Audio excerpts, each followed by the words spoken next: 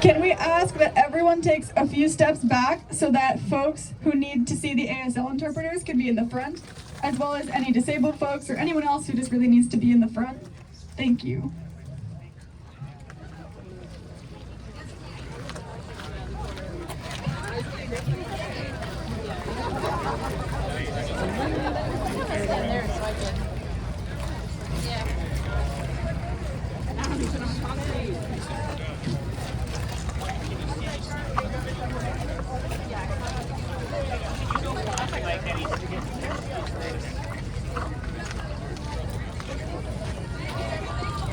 Make way!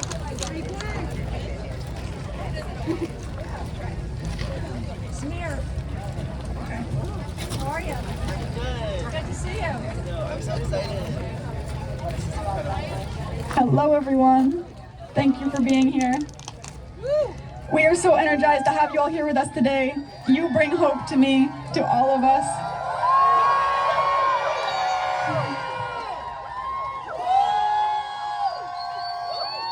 My name is Alia Cusalito, my pronouns are they, them, and I'm co-president of Queer Youth Assemble. This march has reached so many people around the country because of our strength as individuals and as a community. This is a heavy time. It's a frightening time and a necessary time to speak up. We've heard from students afraid to attend school and mothers who have lost their children. We want to honor them and the memory of so many trans people who have died due to suicide and hate crimes. We can honor them by creating a better world for everyone. Every human being deserves safety, autonomy, and joy.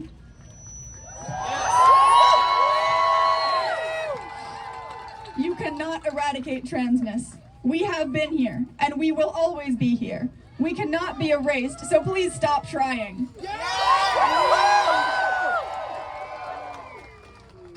Over the course of planning this march, we've had the fortune of meeting hundreds of incredible leaders from around the country, and many of them directly helped us develop our list of demands. I will now read those demands to you, and this is an eternally incomplete list of the necessary actions for all people to take, including legislators, parents, teachers, coaches, colleagues, and everyone. In general, codify Title IX to include sexuality, gender identity, and gender expression. Support, strengthen, and create a safe schools program for LGBTQ+ students nationally and statewide in departments of education. Require all states form a statewide commission on LGBTQ+ youth that will assist with policy, professional development, and queer and trans youth empowerment. We ask that you actively include communities discussed when having conversations about them. This includes young people. We know what we need to feel safe and supported. No conversations or decisions without us. We call for an end to violence and hatred directed towards all people. We ask for empathy and clear actions to support our queer, trans, BIPOC, and disabled communities who survive every day despite the world we live in. We call for the end to outing and ask for teachers, parents, and peers to maintain confidentiality in regards to others' gender, sexuality, and other aspects of our identities. We call for school faculty and staff to undergo mandated LGBTQ+ specific diversity, equity, and inclusion training. Schools should create and follow a clear plan for trans students to use chosen names in place of legal names, unless specifically instructed otherwise by the student. Designate funding for at least one clearly designated and functioning gender-neutral bathroom at all times, and transition to single-stall and multi-stall gender-neutral bathrooms. Teach LGBTQ+, BIPOC, and disabled history as part of existing history classes, and make sure that LGBTQ+ history, BIPOC, and African American history electives are accessible for students who want to learn about these communities. Require the teaching of LGBTQ+ inclusive sex ed as part of sex ed courses and curriculums. Sex ed should be comprehensive culturally competent, developmentally appropriate, trauma and consent informed, medically accurate, and inclusive of intersex and disabled experiences. Remove dress codes that are racist, sexist, homophobic, transphobic, ableist, nativist, xenophobic, mentalist or sanist or classist.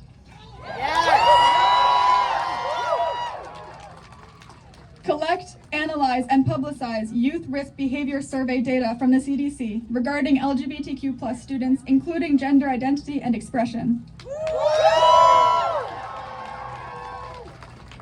Legal changes regarding physical and mental health. Ban all forms of conversion therapy on people of all ages nationwide. Require any youth serving medical or mental health specialist to complete nationally certified training on queer and trans youth. Ban non-medically necessary surgeries on intersex patients who have not consented.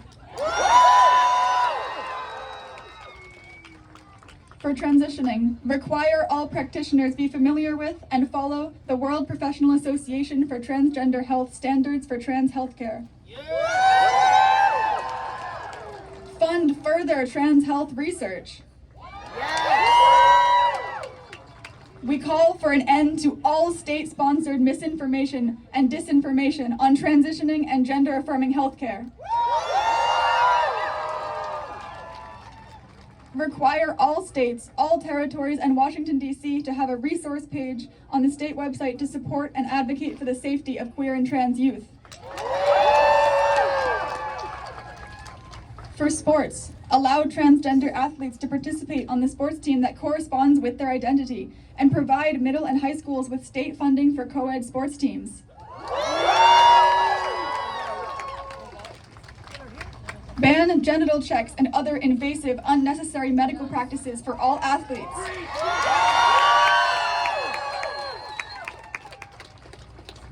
Pass the Equality Act. Require states to form an LGBTQ+ legislative group to advise lawmakers on legislation that impacts the LGBTQ+ community. Create a federal law protecting the right to health care and bodily autonomy for trans youth and adults. Ratify the Equality Amendment, an updated, comprehensive, and inclusive version of the proposed federal Equal Rights Amendment, which would protect the equal rights of all people and protect and prohibit any and all forms of discrimination based on race, ethnicity, sexual orientation, gender identity, nationality, disability, religion, spirituality, etc. Ratify equality amendments into state constitutions, or update current state equal rights amendments to make them fully comprehensive and inclusive. Repeal any and all existing state constitutional amendments banning same-sex unions and replace them with marriage equality amendments. Repeal any and all existing state anti-sodomy laws that are still on the legal books. And for workplaces, create a federal law protecting queer and trans people's rights and safety in the workplace. That is the end of our current list of demands, but it is by no means the end of what we're fighting for. This is constantly, it's always evolving and changing, and we will always add to this list. So now I am so excited to begin introducing our speakers. First, we will have Samira Burnside. She's a 16-year-old trans woman from Tampa, Florida. She's a journalist for thequeernotion.com and an activist invested in the unity and progress of the trans community.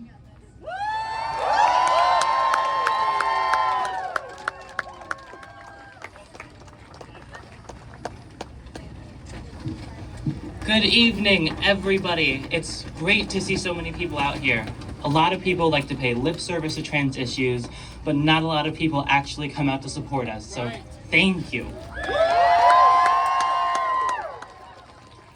These last few months have been hard for all of us, as Republicans swept into more seats than they held last year and another election cycle begins. Transgenderism has become the battleground through which the culture war finds itself reborn, more violent, more angry, more terrible. One side would like to act as if we do not exist, as if we are not real, as if we are products of a social trend, and not every bit as human, as valuable, and deserving of freedom as every other American. Some even suggest that we should be eradicated, shunned into the quiet corners of society and silenced. Look at SB 254, the Treatment for Sex Reassignments Act in Florida, where I am from, which would take us from our parents, which would make those that give us the care we need felons. They cloak their disdain for us in phrases like save the children and moral grandstanding, but they truly only seek to save their positions of power by stirring up their voter base. And the other side, the Democrat Party, the side that held control of the legislative and the executive branch for 2 whole years, the side that said they would pass the Equality Act in the first 100 days of the current administration, the side that expects us to keep voting for them without putting in the work to earn our votes. They say things like, pass the Equality Act immediately, yet don't put their words into action when they have the power to do so. They say things like, I support my trans family, yet sit idly by while we are legislatively attacked. But we deserve better. And it's up to us to make that better a reality. Close your eyes. Feel the air around you. Feel it ready to burst with energy. Feel each breath, yours and everyone else's, breathing that same energy. And beyond that, feel us, all around the United States. Feel the march of our transgender siblings in the hundreds. Hear their voices raised in protest. Feel their voices raised in protest. Feel the will of the people who couldn't be here with us, and know that we deserve so much better than false prophets and empty promises. We spend so much of our time, so much of our energy pointing fingers at the people who hate us, calling them names and attacking them directly. But at least that group of people is being honest with us. At least we know what to expect from them. I don't know about you, but I would rather be called a slur to my face by someone who hates me than be told I'm loved and done wrong behind my back. Yes!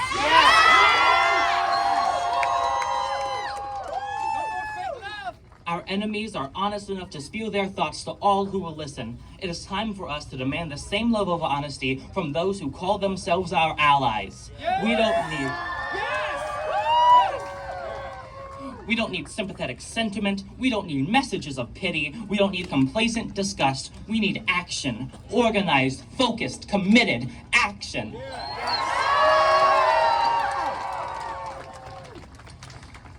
If we keep going as we have been, we'll be caught in a self-fulfilling prophecy, a cycle that will only ever hurt us. If we keep voting as we have been, with no expectation of representation, then there's no incentive to make anything change.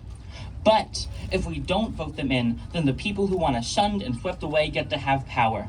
There's only so much that biding our time and voting faithfully will get us. Look at how long it's taken them to pass the Equality Act, a rather simple and inoffensive piece of legislation with broad support that nonetheless has gone without signature for years. It's time that we stop asking and we start demanding. We have been on the defensive for too long, desperately voting to keep things stationary for too long. But nothing can be stationary forever. Something must break.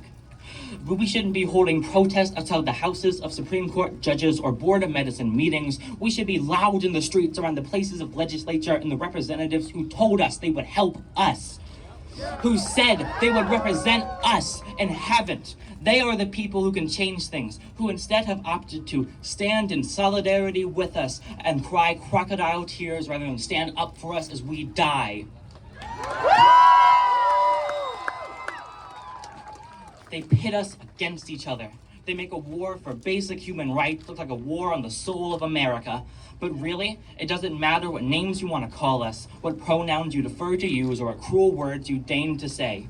What matters is that the law recognizes that we exist and protects us in our existence.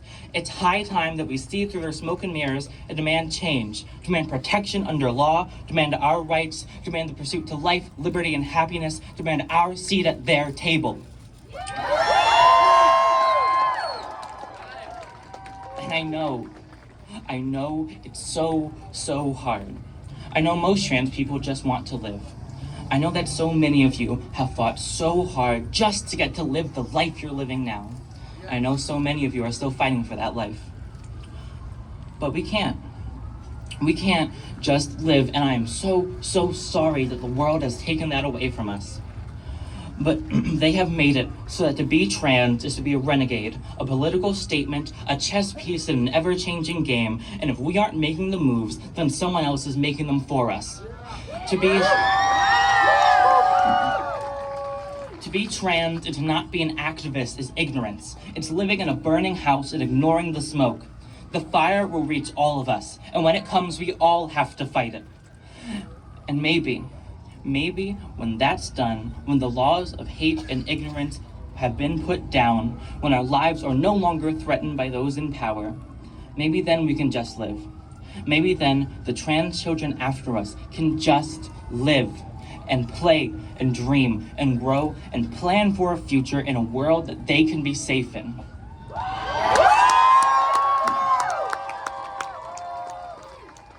But for now, I have to fight. And you have to fight.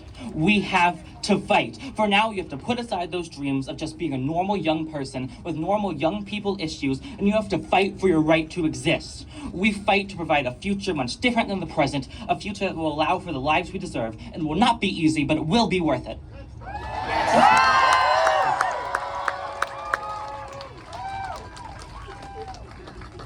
This fight has many faces, too. It's important to be in the streets, to be loud and hold signs, and it's important, too, to email your representatives and ask them for comments, and it's important, too, to labor over spreadsheets for hours, to organize events like this, and it's important, too, to reach out to those who disagree with you and understand them and make inroads, and above all, it is important to fight, and to never give up and fight in any way you can, because the opposition is fighting. And they are organized, and they are many. And right now, we are small and fractured. We are not just here today to be loud. We are here to be formidable. We are here today to be strong.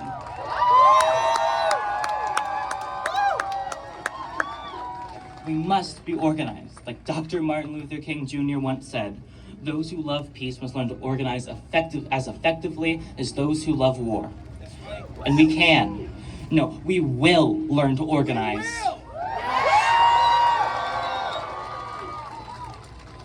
And I believe that, yes, but I also believe that it will be hard. But I also believe in transgender militants and transgender peaceful protesters, and I believe in transgender history and transgender ancestors, and I believe in transgender stories and transgender fiction. I believe in transgender parents, mothers and fathers. I believe in transgender teenagers and young adults. I believe in transgender elders and transgender cousins, aunts, uncles. I don't believe in politics, but I do believe in people. I believe in transgender joy and transgender strife. I believe in long nights planning the fight and long days celebrating our victories. I believe in trans rights, not as a phrase, but as a call to action. I believe in false allies, but also in true friends. I believe in flags that fly pink, blue, and white. I believe in transgender not as a group or a title, but as a movement. I believe that our cause is just and we are right, and I believe in transgender people in the daylight.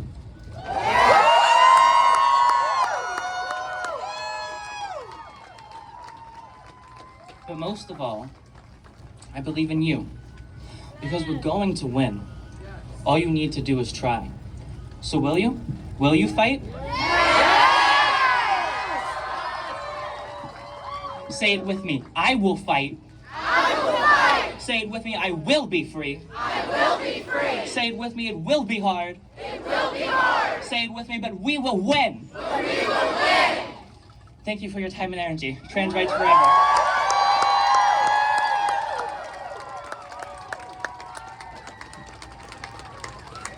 Thank you so much. Next to speak is Chapley Brooks. She is the Executive Director of the Massachusetts Commission on LGBTQ Youth, the first and only commission in the country for LGBTQ youth.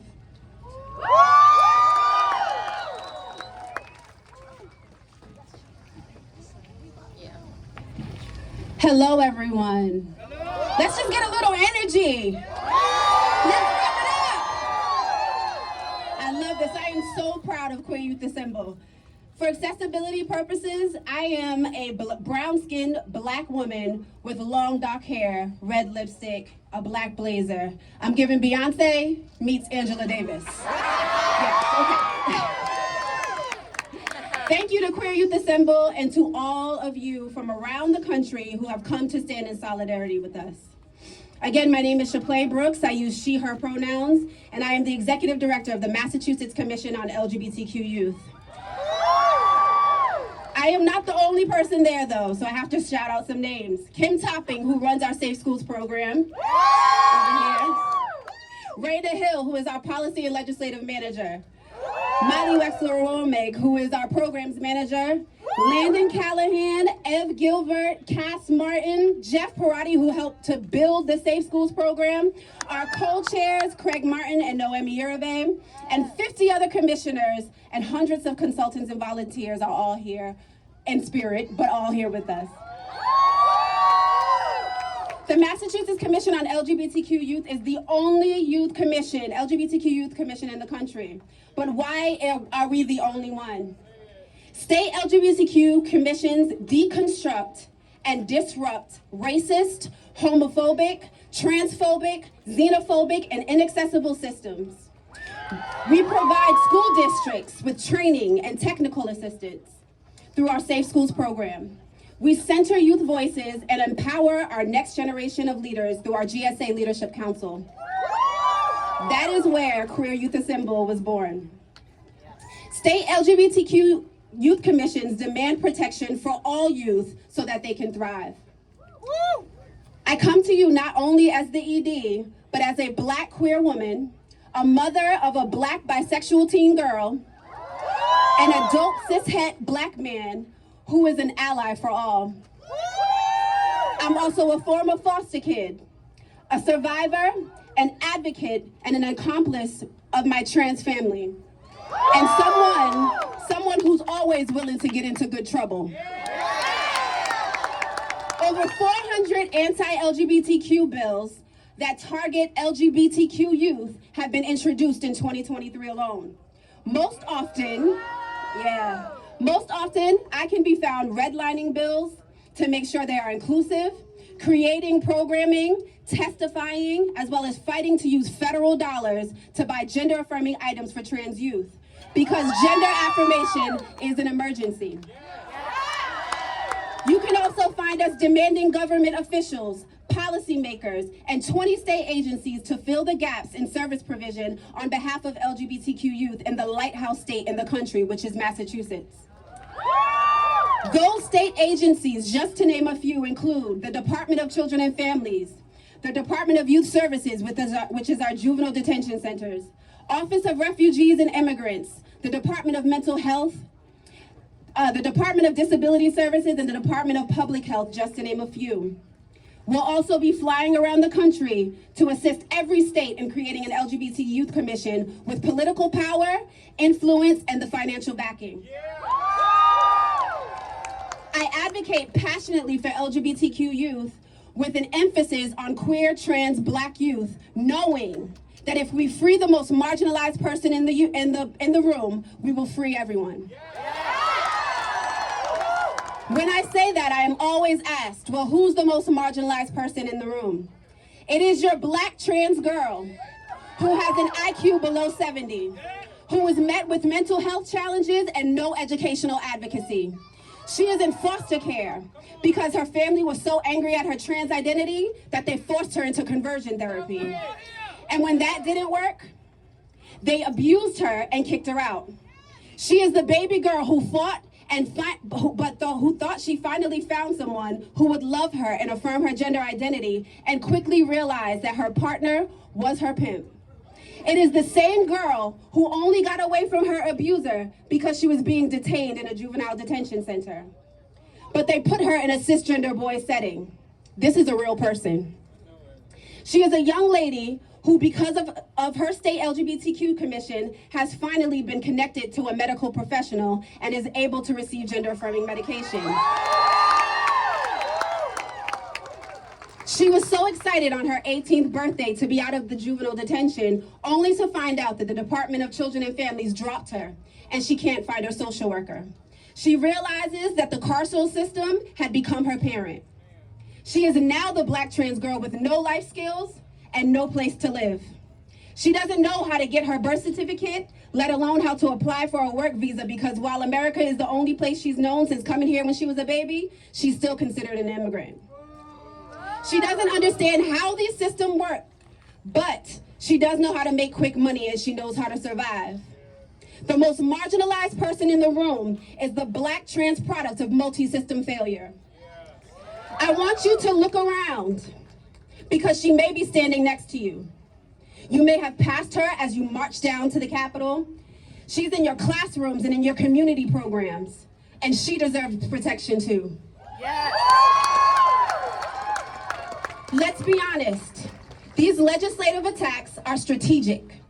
They are being led by cis-het people who use their whiteness as technology and their religion as a tool to tighten the screws of racism, homophobia, transphobia, and the list goes on. They continue to use white supremacy tactics and have tokenized BIPOC Christians to push their agenda forward.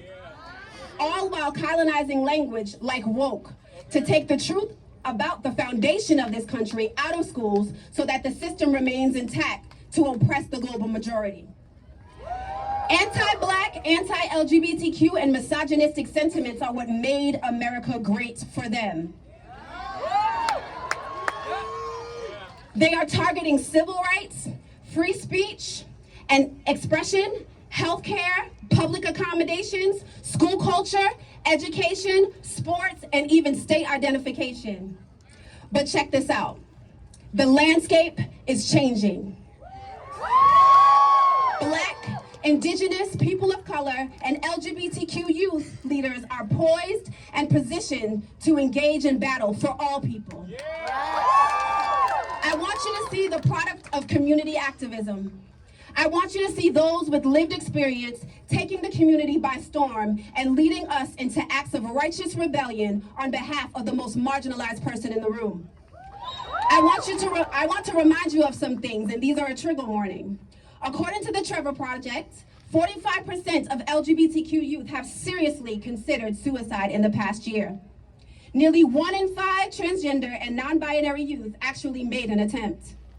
Fewer than 1 in 3 trans and non-binary people do not find their homes to be gender affirming. 60% of youth who wanted and needed mental health care in the past year were unable to get it. According to the National LGBTQ Task Force, 1.6 million youth are experiencing homelessness, and 40% of those are LGBTQ young people. Grown adults are bullying LGBTQ youth. Today, as we amplify trans youth voices and their autonomy, I ask that you let the stats enrage you in order to empower you. Let it enrage you so much that you turn that passion into action. And obviously, this is more than just for this crowd. Congress, do you really care about the nation's youth? Or do you only care about youth that look like you and do as you do? Are you enraged enough to say no to HR 734, a bill that would ban transgender and intersex youth from playing school sports teams? Are you enraged enough to say no to HR 5, a bill that would take away local control of school boards, stripping parents and educators who provide safe and brave spaces of their ability to protect LGBTQ youth? Congress, are you enraged enough to write bills that make the path to LGBTQ parentage accessible? Are you enraged enough to federally mandate inclusive and medically accurate sex education in our schools? Are you enraged enough to mandate standardized SOGI data collection across systems? We know that data controls money, services, staffing, and everything else. So see us and count us. Yes. Are you enraged enough to see trans youth amplify their voices and the issues that affect them? Not just on Trans Day of Visibility, not just on Trans Day of Remembrance, not just during Pride Month, and not just during LGBTQ History Month, but every single day. Are you enraged enough to listen to our youth's demands? To every legislator who says that they're on our side, I want you to remember who the most marginalized person in the room is. Let her remind you that we are all enraged and we are all engaged in the purest act of resistance. Freedom for those with the most to combat, yet that have the least, they are armed with the least. To the bully, racist, homophobic, transphobic, and xenophobic legislators with your internalized phobias and isms. When you close your eyes at night, I want you to remember who we are. Remember this, that trans, non-binary, black, queer, joy, and power exists. Remember that we painted the Capitol with every color of the LGBTQ flag. Remember that these youth stood tall in the face of hatred, and you can never break them. Remember that we are ready to fight for our youth, and I promise you, you won't get to them unless you go through me. And trust me, I'm what mess around and find out looks like. I won't stop, and we won't stop until everyone's free.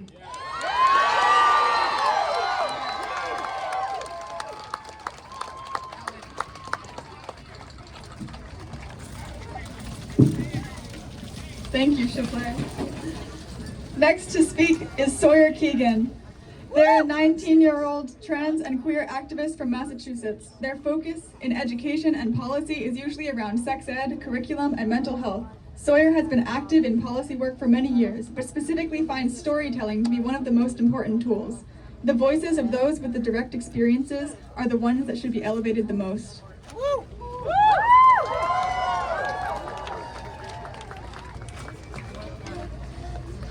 Hi, my name is Sawyer Keegan. I am a mentally ill, neurodivergent, transgender, queer, young survivor of significant amounts of trauma, which means a lot of things. And today, part of that is that what I'm going to be speaking on may be triggering in terms of mental health, school settings, unsafe settings.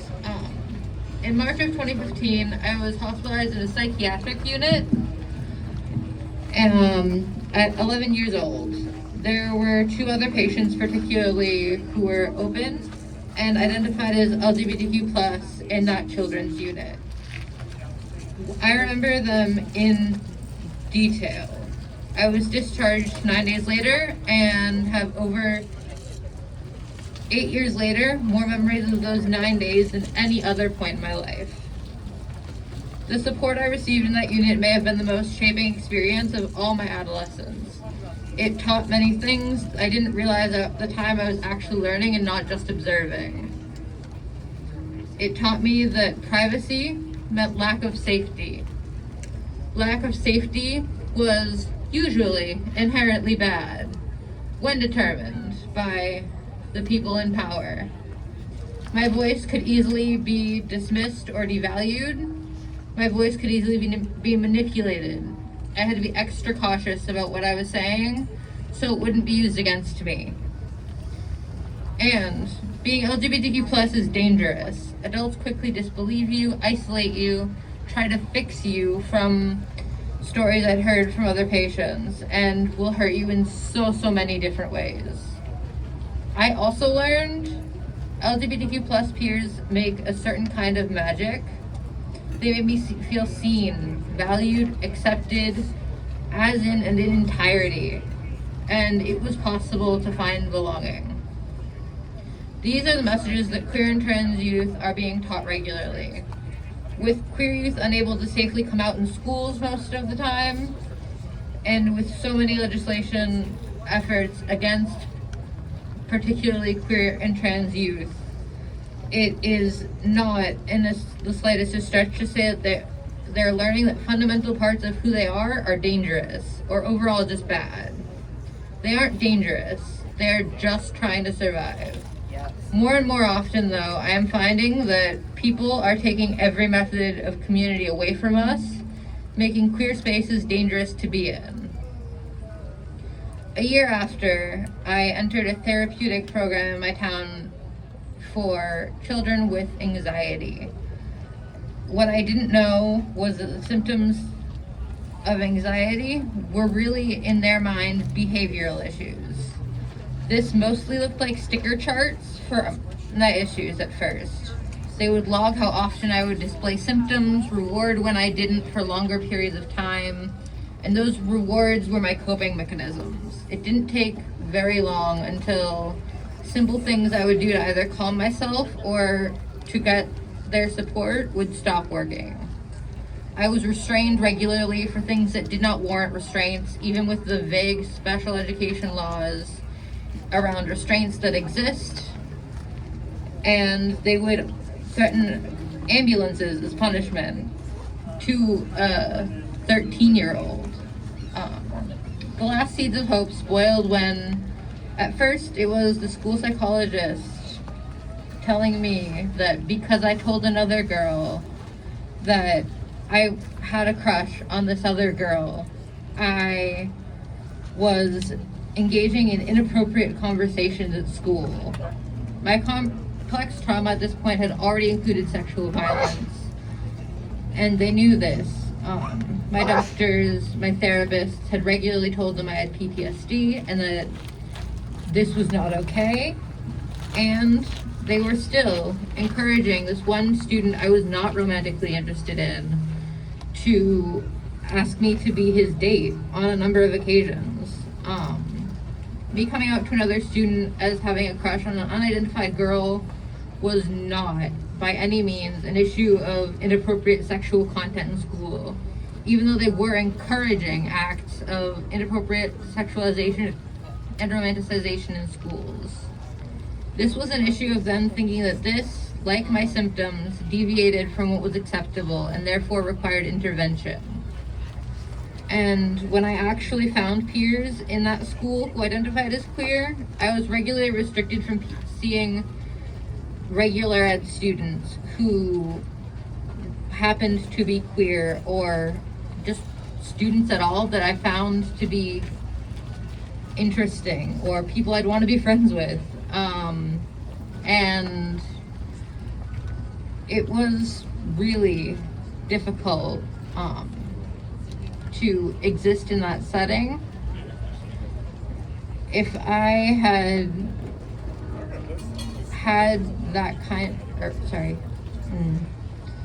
even now I find it really difficult to be in spaces with care of any kind and background like this, with the exception of gender-affirming healthcare.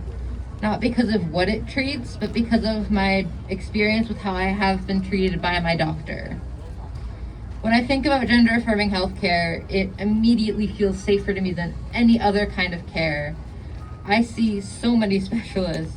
I think about the first time I saw my endocrinologist in particular. She worked at the hospital my other specialists were out of, so I expected her to be able to see data and any issues, but not so much for her to know it. When I walked in, I was amazed by the way she introduced the topic of hormones to my family. I was amazed by how well she knew my medical history, and she not only knew what issues may arise based on medical events and diagnoses, but casually referenced events that happened 12 or so years before meeting her. She took all of my concerns very seriously and addressed them with genuine potential solutions, approaches, and causes, and explained everything to me in words that I understood. Yes. She made me feel like she made sure I knew what to expect from hormone therapy, and I had both realistic and expectations and wanted that. It was one of the most affirming and consent-driven processes I've ever been through. She didn't make any decisions for me. She approached everything with a careful and complete mindset. And she looked at me as a full person, not just a specific set of symptoms. Even most specialists don't look at the full picture of your health. She always has, and continually has given me control over myself. When we say we need autonomy, we are not saying we want to influence or control your children. We're saying that we would be significantly safer if we were all just giving what my endocrinologist gave me, not just the prescription, but the detailed, accurate, and respectfully judgment-free knowledge of the effects of any decisions that we are making to ourselves, and the affirmation, support, and control in making those decisions that will benefit us. Yes. If I were given this kind of support by my providers and school staff when I was experiencing issues in school, I am sure I would have felt safer and would be able to experience care today with far less fear attached to it. Hear the word without being afraid. You have been invited to learn about queer and trans youth, and I can only assume that's why you're here now. So now I am asking, please invest in our futures. It is a matter of life and death for some of us. Thank you so much.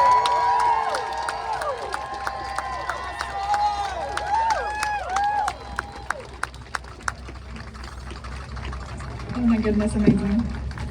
So next to speak is Jamie John, an Anishinaabe transgender two-spirit tribal citizen of the Grand Traverse Band of Ottawa and Chippewa Indians.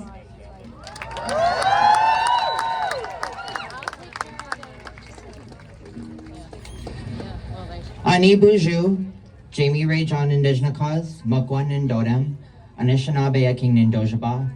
I am of the Kichiwikiwerang Anishinaabe, or the people of the Big Bay. Hello, I am Jamie Ray John. I am of the Bear Clan, and I am from a place now called Traverse City, Michigan. I describe myself as a duly enrolled tribal citizen of the Grand Traverse Band of Ottawa and Chippewa Indians in the United States of America.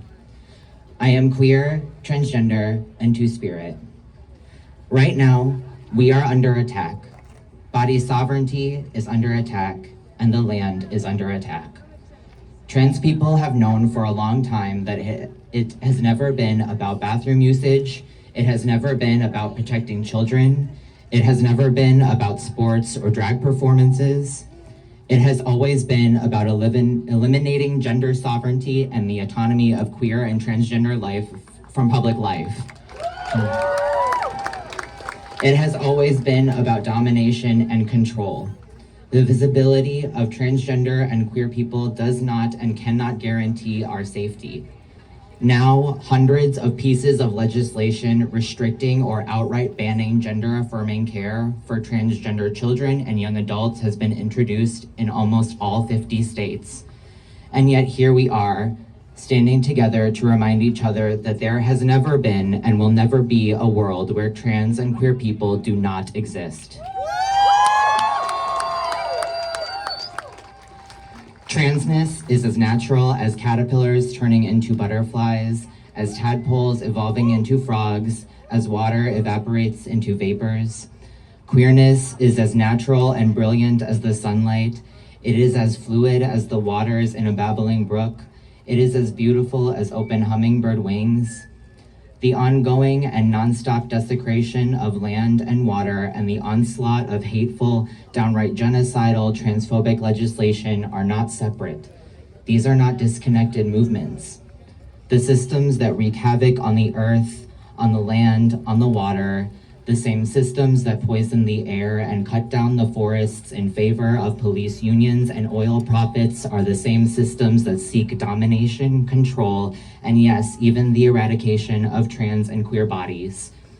It is transmisogyny, it is xenophobia, it is ableism, it is white supremacy, settler colonialism, and it is fascism. Let us acknowledge the unnamed deaths of those people before us who resisted gender roles, who resisted gender categorization, who resisted assigned gender, and those who died resisting and defying colonial gender ideals before us. Let us reclaim their knowledge, their ways of knowing, and reclaim their sacred energies when we stand up to say, "You will not legislate us out of existence."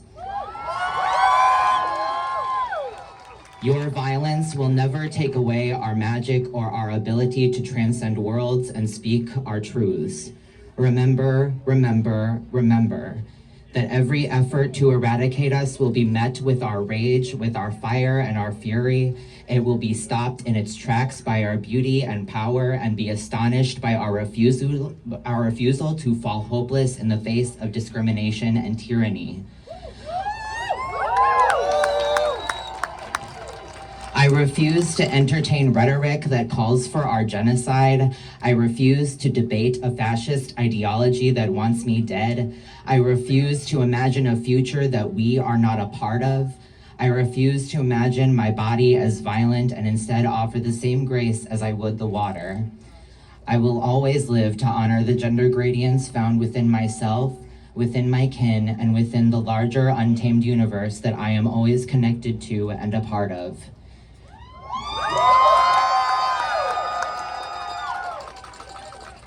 Gender nonconformity, transness, and queerness have always been native to these lands we now know as America and will continue to be a part of this land for many, many generations to come.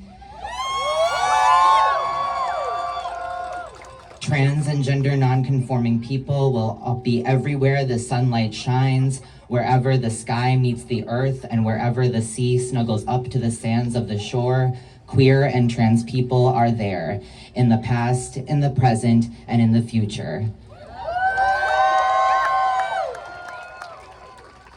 To those creating these oppressive laws that criminalize queer and transgender life and those who support it, you will not eradicate us. You will not eradicate our history. You will not eradicate our joy. You will not eradicate our power. You will not eradicate what is beautiful, what is natural, what is transformative. You cannot and you will not eradicate our body sovereignty or autonomy, and our resistance will outlive your cowardice and hate.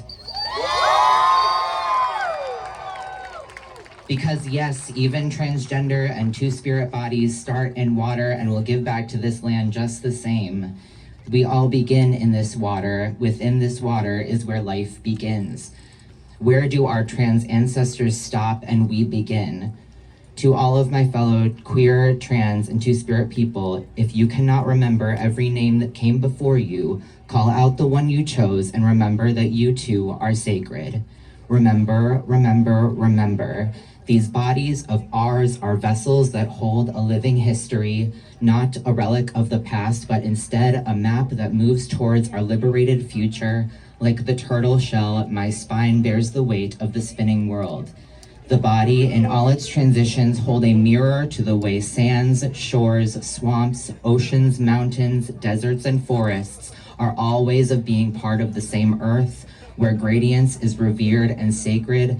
This body, a portal of ties to my ancestors, a bridge to past and present and future, offering a place and time where our bodies are not othered or spectacled, a place and time where our bodies are not monitored or controlled by the fear that punctuates the cis-heteropatriarchy and policed by those who uphold it.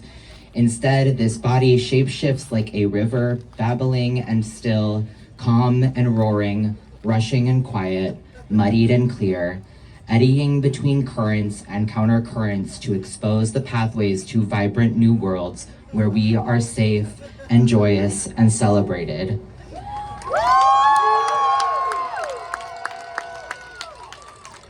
I live to honor those who carry both fire and water. I have lived as both sister and brother, sea and shore, son and daughter, as both sun and moon. If I am queer, then this land is queer. If I am transgender, then this land is transgender. If I am two-spirit, then this land is two-spirit. Remember, remember, remember when once upon a time, gender-expansive people were revered and sacred. We were honored and treated like medicine. The love and rage of my transcestors guides me. I cover myself in their residue like a medicine shield or armor to guide me against the jealous gaze of those who believe cis and hetero is the only way to be. I am but a note in the wholeness of my ancestors' honor song.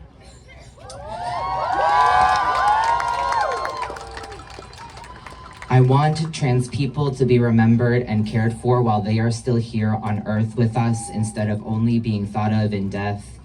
My ideal world for trans people is one where our Black trans femmes get to grow old and happy. An ideal world for trans people is one where we never have to fear walking home at night or going to the pharmacy to get our hormones, hoping that they will be there.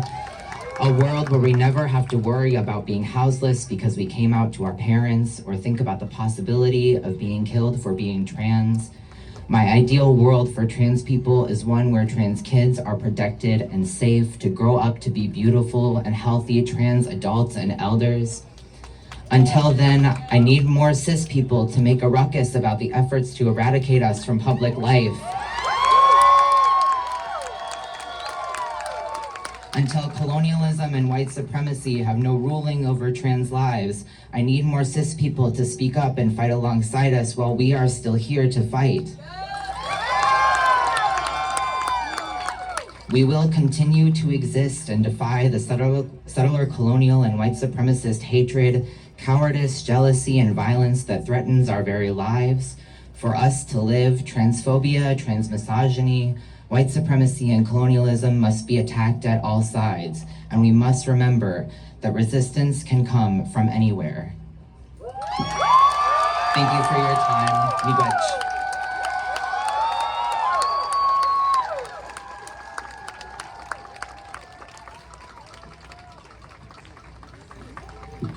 Next to speak is singer-songwriter and transgender activist Ryan Casada. He has been at the forefront of the transgender liberation movement since his early teens, speaking at schools and conferences to educate people on the importance of diversity and equality. He is the first ever recipient of the Harvey Milk Memorial Award.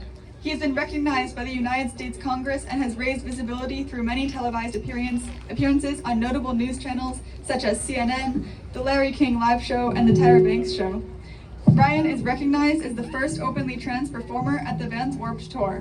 Billboard has referred to Ryan as a true force in the industry, honoring him as one of the esteemed 11 transgender and non-binary musicians you need to know, while premiering his award-winning music video, Daughter, garnering over 2 million views on YouTube and 2 million streams on Spotify. Here's Ryan.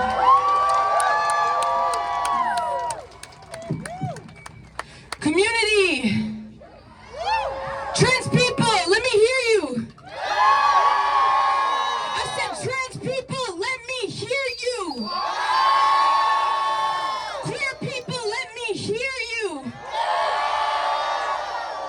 Allies, let me hear you! We are so grateful you are here! My name is Ryan Casada. I use he, him pronouns. And in the words of my hero, Harvey Milk, I am here to recruit you. I'm 29 years old now, and I came out as a young trans person. I knew I was trans when I was a kid, and when I finally found the words for my experience, I came out. I knew that coming out would help set me free. I needed to be me in order to survive. I was a trans youth, the only trans youth that I knew at the time.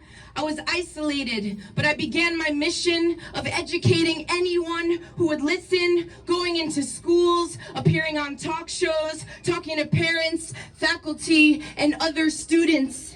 At 15 years old, I was on the Larry King Live Show to talk about being trans. At 17, Tyra Banks. And I reached many trans people and went from feeling alone to knowing that my community was all around me.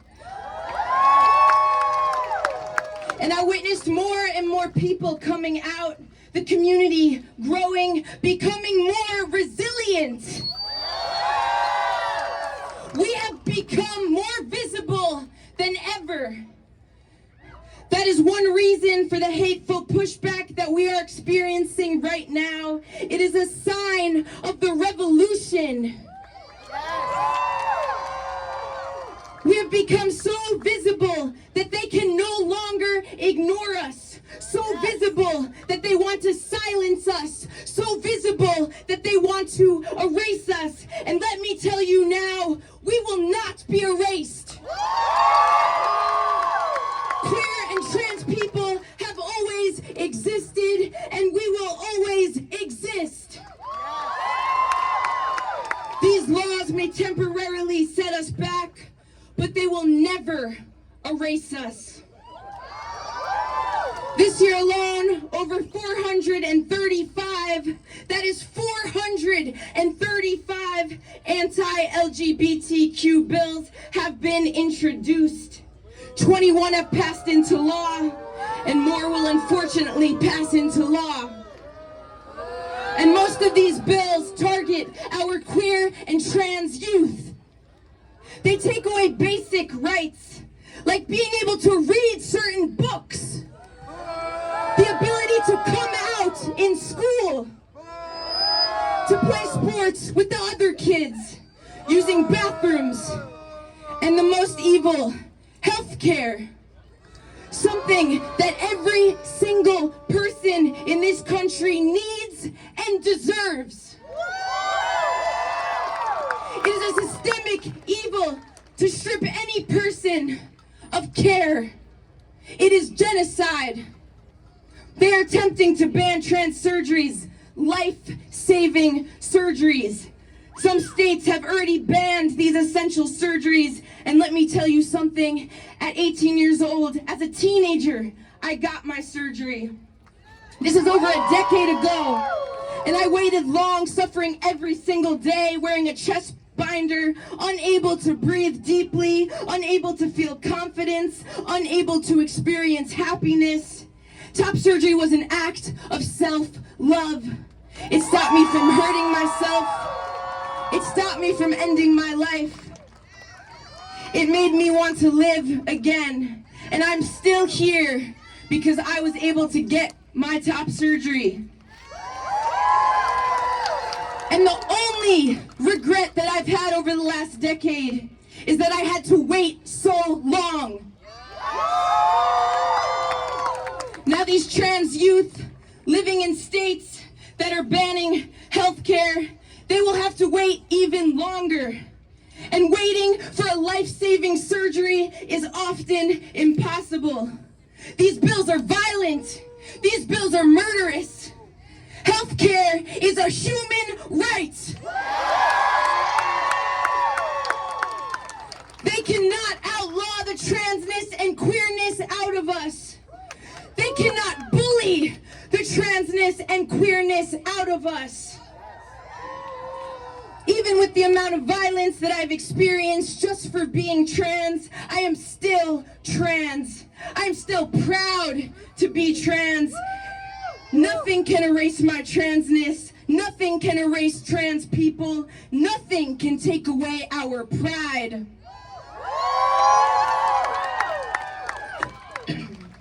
I will not rest. I am fully committed to standing up for my community.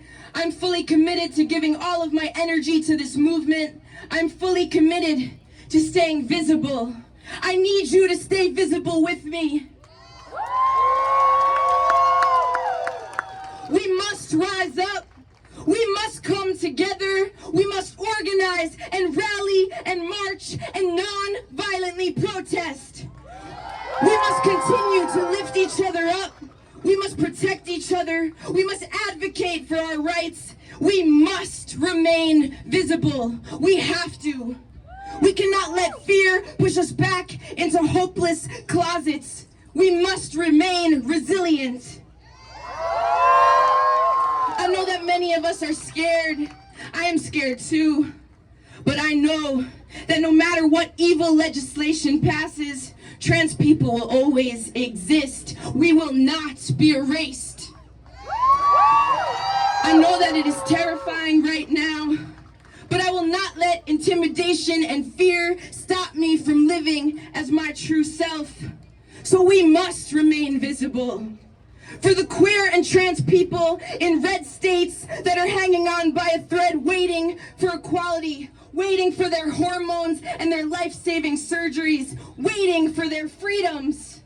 For the trans youth in Florida, Arkansas, Tennessee, Utah, and Texas, and all over this country that are living in fear that they will be stripped away from their parents. For the LGBTQIA youth that cannot come out because their home lives will become more violent or they will be kicked out. For the LGBTQ youth that need to see the future in us so they know that they too have a chance. that there is something here for them indeed. So they know that this is their right, that this is their body, that this is their life. So they know that they are loved. You are so loved. And you deserve to be here. Because all over this country, there are queer and trans people living in fear for their lives, living in fear at school, at home, with absolutely no safe place. And they need to see us be resilient. They need to see us be brave. They need to see us be proud. They need to see us living. So they know that life is possible. So they know that one day they get to be a queer or trans adult. Please stay visible. Stay proud of who you are. I am so very proud of you. I'm so very proud to be trans and queer, to have been a trans youth, and to get to be a trans adult. I'm so very proud to be part of this movement, and I will not stop rising up until our freedom has come. Stay true, stay you, continue to march. Trans people are not going anywhere.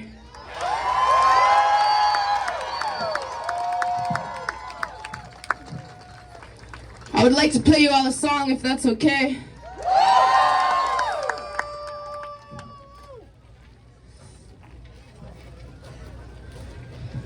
I wrote this song for trans and queer youth. Can you all hear that?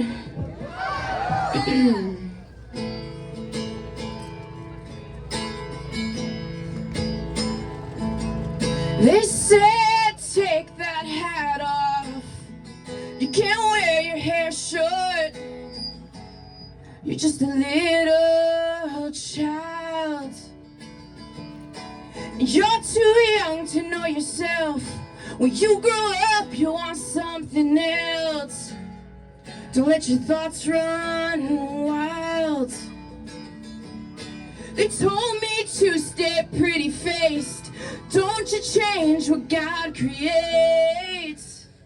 You're Sarah Bell. And don't you pick a new name. That's not what your mama gave. You'll be by yourself.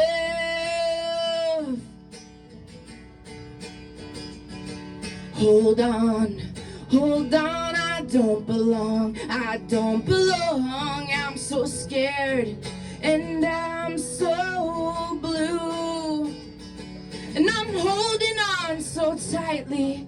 I'll tell them off politely, and the going, it gets more rough the longer I stay true.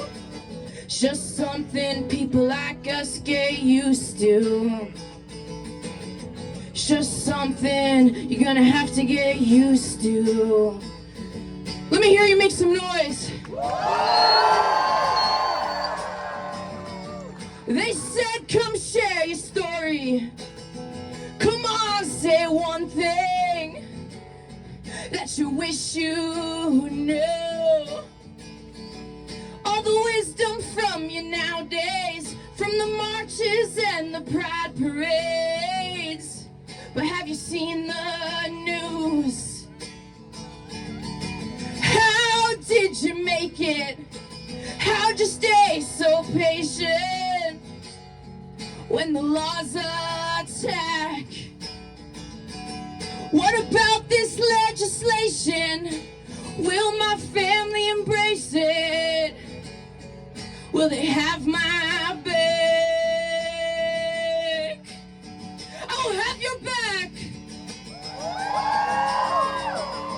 Hold on, you belong, you belong. I once was scared like you. I held on so tightly, I told them off politely. And the going, it gets easier the longer you push through. It's just something people like us get used to. It's just something you're gonna have to get used to. hold on, you belong, you belong. I once was scared like you, so hold on so tightly, tell them off politely, and the going, it gets easier the longer you push through. It's just something people like us get used to. It's just something you're gonna have to get used to. It's just something people like us get used to. It's just something you're gonna have to get used to. Hold on, you belong, you belong. Hold on, hold on, hold on. Hold on, hold on, you belong, you belong. Hold on, hold on, hold on.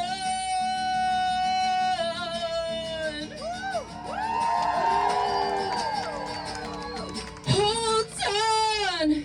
Thank you so much. My name is Ryan Quesada. Keep marching.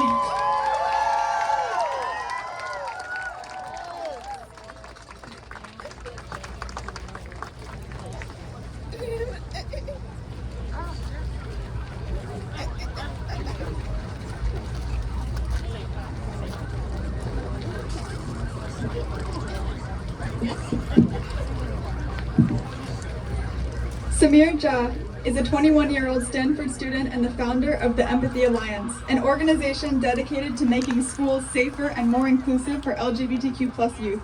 They've been featured in media like the New York Times, NPR, Disney Channel, and Teen Vogue, as well as the cover of The Advocate magazine.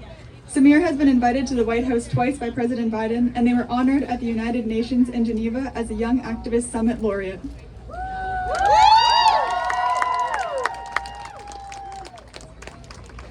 Hi everyone! How are y'all doing? My name is Samir Jah. I'm 21 years old. I use any pronouns, and I'm queer and non-binary. I'm the founder of an organization called the Empathy Alliance, which works to make schools safer and more inclusive for LGBTQ+ youth, like us. Unfortunately, this task is growing more difficult by the day, thanks to the hundreds of laws targeting trans kids. I was just yesterday speaking to a group of educators in the Bay Area, in San Francisco Bay Area of California, and even they are scared to speak out, even though the state laws protect them, because the rhetoric that is being spread through these laws is so harmful that teachers who are protected feel like they will get fired anyway, that parents will stop them anyway. This is serious. Today is Trans Day of Visibility, a day to celebrate our existence. But that's difficult to do when it feels like so many people are trying to erase us or to eradicate us. From politicians, to journalists, to media personalities, to maybe even friends and family. And they're doing it in increasingly scary and malicious ways. We've moved past a lack of understanding or simple misconceptions. No, now queer and trans youth are being intentionally attacked. They're trying to create a warped, binary definition of sex and pretend like it's scientifically accurate. But it has never been. Shout out to all my intersex folks out there. They're prioritizing an agenda over easily provable facts. They're preventing teachers and medical professionals from doing their jobs. Not only are they pretending that we don't exist or that we're making things up, but they're forcing teachers to do the same. And they're forcing teachers to in turn teach these falsehoods to students. Obviously, this manifests in book and curriculum bans, which aim to censor anything that mentions our existence, but it's getting even more dystopian. There's currently an update to the Don't Say Gay bill in Florida that would ban teachers of all grades from using pronouns that don't match a student's sex at birth. That's right, ban the use of pronouns. They want to create a version of English that conforms to their ideals when no such version of English has ever existed. They want to teach a history that has never existed. In my South Asian community, for centuries, we have had identities beyond the binary. And they want to pretend like this is not true, like there's one version of society and that we all must conform to it. Combined with the physical and mental harm of restricting trans kids' access to gendered facilities and activities, and preventing medical professionals from delivering life-saving, gender-affirming care, these efforts are no less than attempted genocide. They want to eradicate our identities, and they don't care if that results in our deaths, from suicide to hate crimes, both of which we are at a distressingly higher risk for. But here's the thing. All of this is actually highlighting our visibility. You see, visibility is a double-edged sword. Don't get me wrong, these attacks are horrible. But what the constant attacks on our community show us is that we cannot be ignored anymore. The fact that we are public enemy number one for a certain political party means that they cannot just pretend we don't exist anymore. They have to actively try to erase us. But they will fail. Because there are too many of us who are visible, happy, thriving, and loud. Let me hear you be loud. And that's what I want trans youth to know right now. Because it's so scary to glance at the news and see 1 or 2 or 10 new bills per day that are causing actual harm to you and to your community. It can feel like there's no one in your corner. I know I felt like that. But behind each of those bills is a coalition of people working to strike them down. And looking at today, and I really want to thank Queer Youth Assemble and all of the organizers, because there are marches all across the country and even outside of the US, full of youth like us and our allies. And take the book bans. Oftentimes, the most challenged books actually see huge spikes in sales due to increased visibility. And to make sure it's not just adults or kids in liberal communities that have access to these books, I'm using a grant that I received at the United Nations in Geneva to donate LGBTQ+ books to schools and libraries across the country. Because with increased visibility, we can actually make a difference. We can show the world that we exist and we are thriving. And lastly, to the politicians drafting these horrible bills, some of whom are in that very building, and to the people spreading hateful and false rhetoric, here's my message. Just give up already. You cannot silence us. You cannot erase us. And you cannot eradicate us. We exist. And we will keep on existing, visible for the whole world to see. And it will be easier for everyone if you just accept that and move on. Because we will keep fighting until you do. Thank you so much.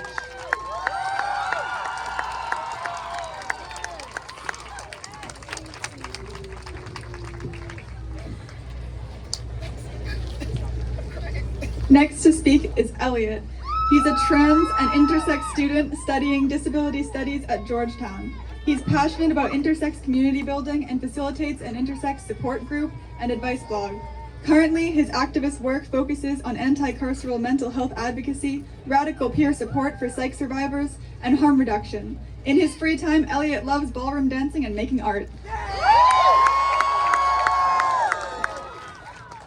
Hi everyone, my name is Elliot. I use he, him pronouns. I'm 21 and I live here in DC. Yeah. I'm trying to make sure my voice doesn't give out, but we'll see if I can get through this. I came out as a transgender man when I was 14, and I was diagnosed with an intersex variation about 8 months after. For anyone who doesn't know, intersex is the I in LGBTQIA, and is an umbrella term that describes variations of sex characteristics that exist outside of the typical biological sex binary. This includes variations of hormones, chromosomes, genitalia, or internal organs, and can be diagnosed at birth or later in life. In many ways, my teenage years were shaped by the violence and discrimination I experienced. At home, at school, from cops, from doctors. From the time of my diagnosis onwards, I was forced to interact with a transphobic, interphobic medical system that was more focused on conforming to a binary understanding of sex than it was on supporting my choices about what I wanted my life to look like. Despite the fact that I was living openly as a transgender man, my doctors forced me to take estrogen against my will, with some of them openly expressing that they thought it would fix me and turn me cis.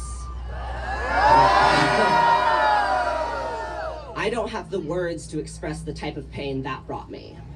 As a trans youth who was already dealing with trauma, having to take estrogen every day only made me feel more hopeless and like I could never be happy.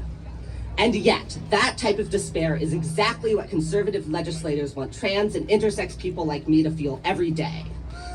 82 out of the 120 bills targeting gender-affirming care this year also have specific provisions that promote non-consensual surgery and hormonal interventions for intersex kids, despite the fact that non-consensual intersex surgery is recognized as a human rights abuse by the United Nations. Legislators want to take the curative violence and coercion that intersex youth are already experiencing on a regular basis and take a step further by encoding those practices into law. Their hypocrisy is clear. The same bills that prevent trans kids from accessing life-saving care also force unwanted, normalizing care on intersex kids. Conservatives have never cared about protecting kids. They're invested in denying our bodily autonomy and our fundamental rights as trans and intersex people to make our decisions about our bodies, our hormones, our futures. They are so threatened by the idea that we could live happily and authentically outside their strict sex binary and rigid gender norms that they are legislating violence. Trans and intersex oppression have always been tied together, and at the same time, our communities have always showed up for each other in solidarity. Look back to 1996, the first protest for intersex rights in North America. Allies from Transsexual Menace were there to advocate with us. Our liberation has always been intertwined, and in the coming months and years, we need to build up our community's capacity to care for and support each other, now more than ever. I know for a fact that trans and intersex community saved my life. Being able to talk to other intersex people who intimately understood what it's like to survive medical violence, who still showed me a path forward where I could be proud and loved and happy, that transformed my life. I still remember the first time I saw a photo of an intersex activist wearing this t-shirt that said, "Intersex is beautiful," and how in that moment, for the first time, I saw a future where I could feel at home in my own body. So, for every intersex and trans kid out here today, this is what I want to say. Intersex is beautiful. Trans is beautiful.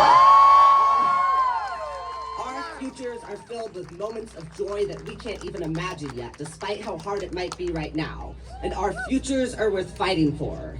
We are allowed to be angry in the face of overwhelming depression when it feels like every day we turn on the news and see some new horrible piece of transphobia. Our rage is a powerful act of love towards our communities where our solidarity makes us stronger. Our fight for autonomy and for survival is so important, and we will not stop until we achieve liberation. Thank you.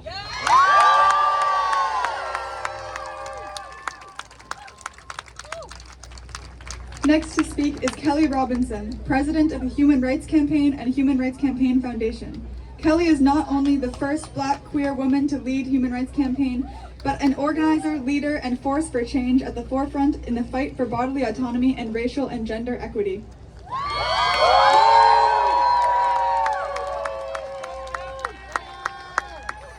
Okay, y'all, give some love for Queer Youth Assemble. Yeah! Come on now.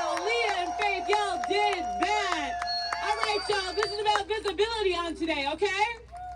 That means we gotta hear you. When trans rights are under attack, what do we do? When trans rights are under attack, what do we do? Y'all got better than that. When trans rights are under attack, what do we do? What do we do? What do we do? Y'all, that's what I'm talking about. Kevin McCarthy better hear who's out here today. Ron DeSantis better know we're out here today. Because anywhere our people are, we are going to fight like hell for our homes, our families, our kids, and our trans community, y'all. Everybody, I'm Kelly Robinson. I'm the president of the Human Rights Campaign. I use she, her pronouns, and I am proud to stand with our trans community. I'm proud to stand with Black trans women. I'm proud to stand with all of us, because when one of us is under attack, all of us is under attack. Okay, y'all, so look, I'm only going to talk for a minute, because if it rains, there are some of us that can't withstand that on our hair, okay? Look around you, cover a sister, all right? But when I was coming up in activism, they said if you care about something, you got to give of your time, your talent, your treasure, and also give your testimony, okay? So I got something to testify to today, okay? I am here to testify to the resilience of our trans community, to the resilience of our parents and to our kids, y'all. I'm here to testify to the power of our trans leaders, including everyone here that's out here today. Y'all, I'm here to testify to the power of our queer, our trans, our non-binary young people on today. Let me hear you. Y'all, because I know this. You know what? They don't hate us. They hate themselves. And when they see our visibility, when they see our joy, when they see the way that we are free in spite of it all, they can't stand it, because they can't find that for themselves, y'all. That's why they come at us with hate. That's why they come at us with these violent laws. That's why there are hundreds of anti-laws targeting our community, especially the trans community. But I also know this. I know that we are greater than all that hate. We are greater than all their attacks. We are greater than all their bad bills, and together we're going to win. So today we're fighting for trans liberty, for trans freedom, for trans liberation. Because when one of us is under attack, guess who's under attack? All of us. When one of us is under attack, guess who's under attack? All of us. That's right, y'all. So, y'all, I am so happy to be here, because I know that together, this is a turning point. This is the civil rights issue of our times. And we're fighting for trans justice. We're also fighting for racial justice. We're fighting for reproductive justice. We're fighting for immigrant rights. We're fighting against anti-Semitism and xenophobia and white supremacy. And together, we are going to win, y'all. Is anybody ready to fight? Is anybody ready to win? Is anybody ready to protect your joy? Then come on, let's fight together, let's win, and let's get free.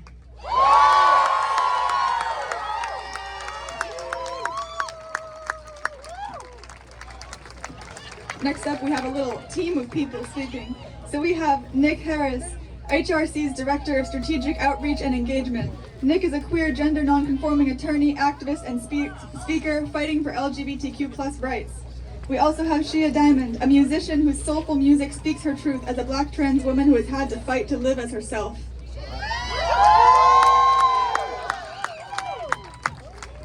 Come on, y'all, stay fired up. My president just dropped a message for y'all today. Come on now. I want to hear you, so I want to say this. You heard earlier that the landscape is changing. Do you know why it's changing? Yeah. It's changing because of the change maker you see in the mirror every day. We cannot do this work without you. So I have a message. What we know for sure is, y'all, these folks are coming for us. I want you to look across this way, but I have a message from a real housewife of Atlanta. Don't come for us unless we send for you. We will protect our children and our families. But y'all, how are we gonna do it? I see a bunch of cell phones. If you have your cell phone, put it up in the air for me. We need you. This isn't just a rally, it's a call to action. Right now, pull your phone out, and I want you to text 472 472. Turn to your neighbor. Say, neighbor, I'm listening, y'all. Neighbor, text 472 472. Okay, do we understand that? So right now, that's what we want you to do is text for us. So here's the thing, y'all, I want to say. These folks keep talking about America, but baby, we are America. Let's be very clear about that. And who better to talk about America than Miss American Pie herself? Y'all, Miss Shea Diamond. And right now, y'all give it up for singer, songwriter, transgender rights activist, Shea Diamond.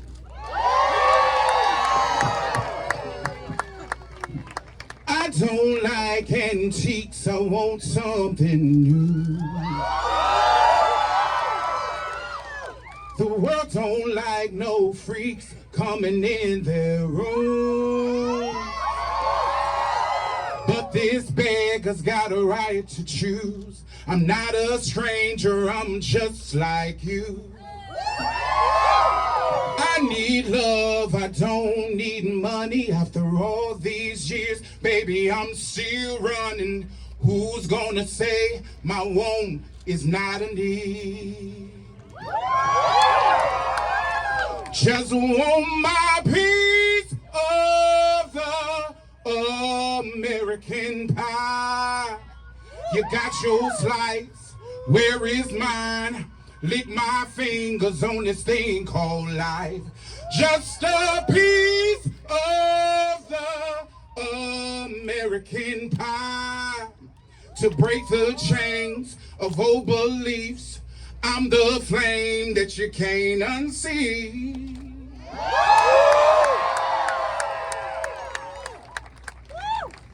Now y'all, I'm not the traditional speaker. There are so many brilliant speakers within our community, and trust me, don't go nowhere because I got one for you.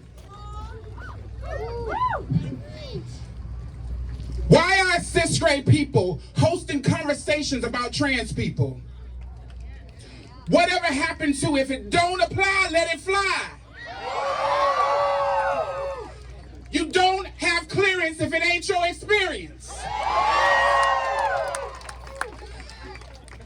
We will be victorious. We are powerful. We are a nation of survivors that long to be free. Being ostracized and demonized, that's our cross to bear. No one understands love should ever teach hate.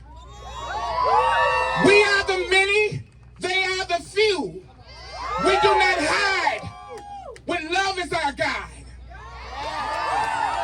We live our lives and stride in our pride, holding our heads up and dancing with glee.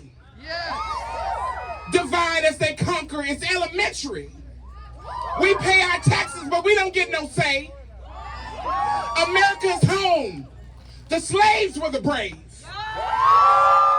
We are the prayers of our ancestors and the hopes of the youth. Do they want us to cower in fear? Do they want to eradicate queer? Forget that we were here. They are the loud and we are the proud. Say it with me. I matter. I matter. You matter. You matter. We matter. We matter. Our lives matter. Our lives matter. Our hopes and dreams matter. Our hopes and dreams matter. Our freedom matters. Our freedom matters. And we will fight like hell for that freedom. Now, if y'all don't remember, because a lot of y'all, I know I got panties older than y'all woman and manhood in these streets. So a lot of y'all don't remember, 1865, slavery was what? Abolished, right? Seems like a long time to the youth, right? For those who still had the backlash and felt the backlash of that, we still understand the power that it holds when we start to go backwards. 1870. Prohibited from denying black folks from voting. 1870. So people that was fighting for rights back then, you sit comfortable in those rights and forget that there's another fight coming, and there's another continuous fight coming. And stand with us, because if they knock one of us down, they knock all of us down. They play the game of divide and conquer. 1920, women finally got the right to vote. Finally. 1967, interracial marriage. So y'all look at this fight that we're fighting today and understand we may not get a chance to observe these rights, but we're fighting like hell for our youth. They say they care about our kids, but they don't care about our kids. They care about controlling your bodies and controlling your kids. Y'all, I'm going to introduce y'all a brilliant speaker, Hope Giselle.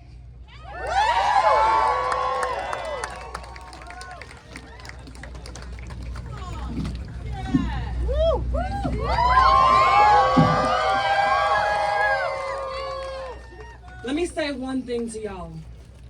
They want your silence. They want you quivering. They enjoy your fear. They enjoy it when you are afraid of the system that they've created to make you seem like you are less than, like you are worthless, like your words won't matter, and like the things that you've been through don't exist because of who we are. And we all know that that is a God-forsaken lie. They want us to go back to a time where we only felt safe leaving our homes at 3 a.m. in the morning to party with each other and have our sacred space that no one could know about.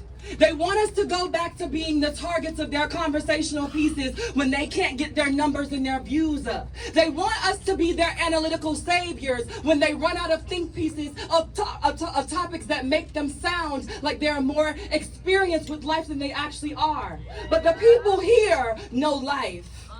The people here understand struggle. The people here get it. You see, the people over there want to be the only ones. They enjoy the idea of walking past their Saks Fifth Avenue windows and being the exclusive piece of Louis Vuitton that no one can afford except for Carrie Bradshaw and her fictitious life. But what we all understand is that everything that's exclusive goes on sale. You see, the one thing that we understand about the trans youth is that for every season, there's going to be a new collection of them. And this collection of trans youth says not us. This collection of trans youth says not today. This collection of trans youth says that your transmisia, your transmissic behavior, and your transphobia and the rest of your isms are out of style and we no longer carry the brand.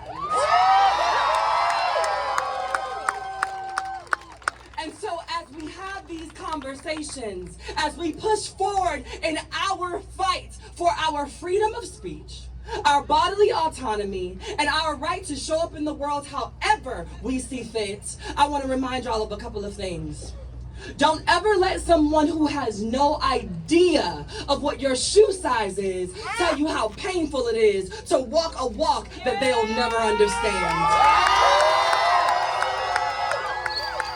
2, don't ever feel the need to explain your existence for the sake of being accepted by people who should love you unconditionally.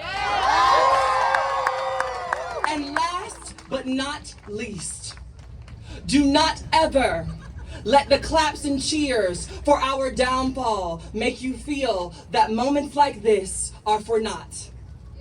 For every person under the sound of my voice, we all have a calling. And whether it be to be at the front lines in front of the police, giving them your body, or behind a desk, writing all of the grant funding that we need, you are valuable to this fight. Your image does not dictate your value. Your gender does not dictate your value. Who you sleep with does not dictate your value. And neither does the idea of what your parents wanted you to be dictate your value. Every everyone here is worthy. Every voice here deserves to be heard. And on the end of this long, treacherous journey, our youth are going to be the very reason that we are safe, sound, uplifted, and all of the work that you have seen done before them gets carried out. Trust them, listen to them, honor them, and believe them when they say they've got this. Thank you.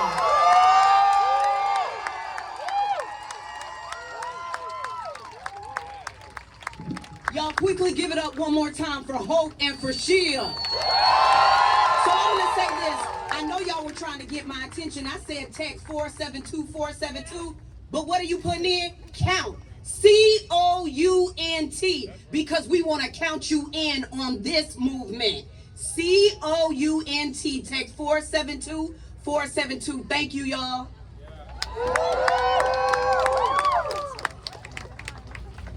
Oh my goodness, I'm so energized. So next to speak is Daniel Trujillo. Beginning his advocacy when he was 9, Daniel is now 15 and still passionately fighting for the safety and well-being of those most marginalized, especially transgender youth.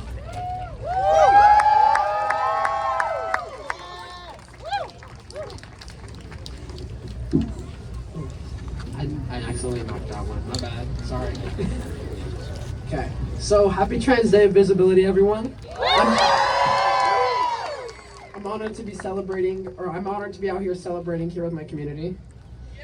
My name is Daniel Trujillo. I live in Arizona, and even though I'm only 15 years old, I have spent almost half of my life fighting legislation because I'm transgender.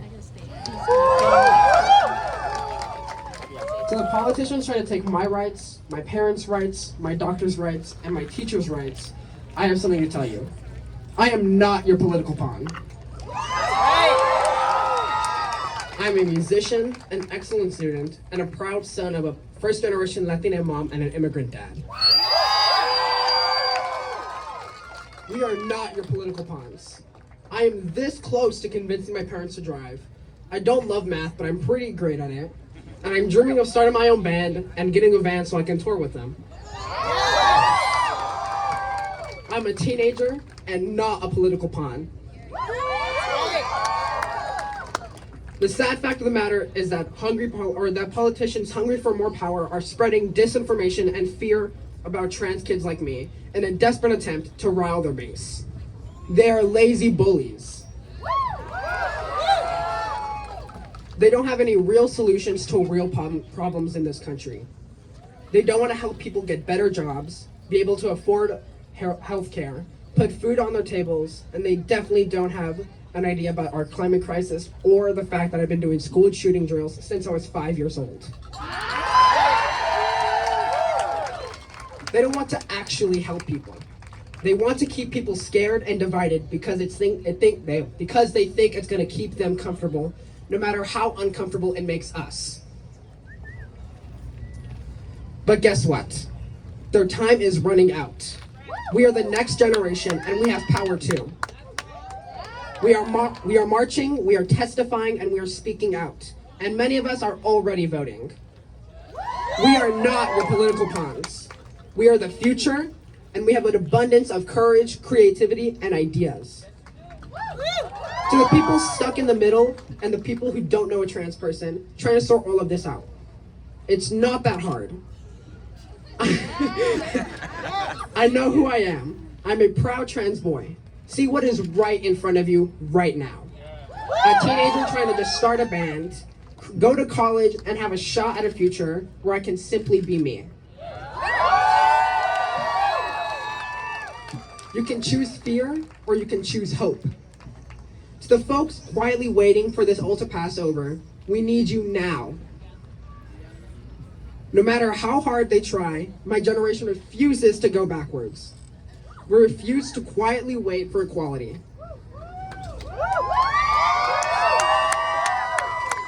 But you have the power and we don't yet. Or I guess because I'm younger, I'm like 15. I can't vote. Join groups like the Human Rights Campaign, march in solidarity with queer youth, and call your lawmakers, write your newspapers, speak out, and speak out whenever you can, and wherever. Use your power for good. Use it for our future and use it for unity. Together, we are greater than hate, and together we will win. Thank you.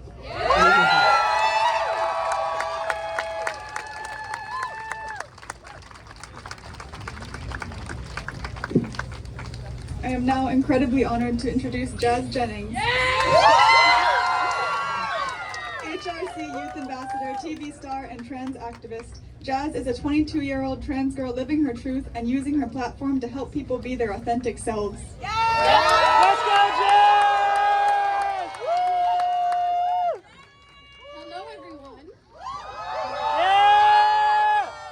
I want to start by saying something that I've been saying since I had the words to express myself. I am a girl. I'm transgender and I am proud. Let me be clear. No one can define me but myself. All my parents did to support me was listen to me and love me. No one forced me to be here, and my identity as a woman was never placed upon me. The roots of the LGBTQIA+ community are grounded in love. Whether it be who you love or the process of loving yourself and your identity, we mean no harm in any way. We just want to be free. We just want to love. I'm not sure why many people out there see us as a threat. We are not hurting anyone. Once again, we just want to be free. We just want to love. And we love you too. Not everyone is ever going to agree on everything, and we all know that. But the bewildering hatred that our community faces every day is uncalled for. I am a testament that many of the arguments made towards the queer community are based on falsehoods. When I was 11 years old, I started male puberty and was put on hormone blockers. Those blockers saved my life and continue to save the lives of so many youth out there. If I were forced to go through male puberty, it would have been devastating for me. It could have cost me my life, and the same will be true for many transgender youth who are denied gender-affirming care. Even more so, taking estrogen through hormone replacement allowed my body to develop in the way I wanted. I blossomed into a young woman, and it was amazing. So many people think that gender-affirming care is harmful to kids, but it's actually the opposite. I'm living proof that medical care is necessary for youth. It's awful knowing that these rights are being stripped away, and it feels like we're moving backwards. However, I know in my heart that love always wins. And I want to be clear, we're not in this alone. Many organizations and allies, such as the Human Rights Campaign, are out there fighting for us 24/7 in red states and blue states, in schools and in legislatures. We must not lose hope. We must continue sharing our stories, using our art and platforms to express the love that forms the basis of our community. We are the rainbow. Why do so many view the rainbow as something bad when it is a beautiful symbol in nature? It may require a little rain, but the rainbow will emerge from the darkness and persist as a sign of how wonderful the LGBTQIA+ community really is. I believe in us and know that we are the future. Let us shine now and forever. Thank you.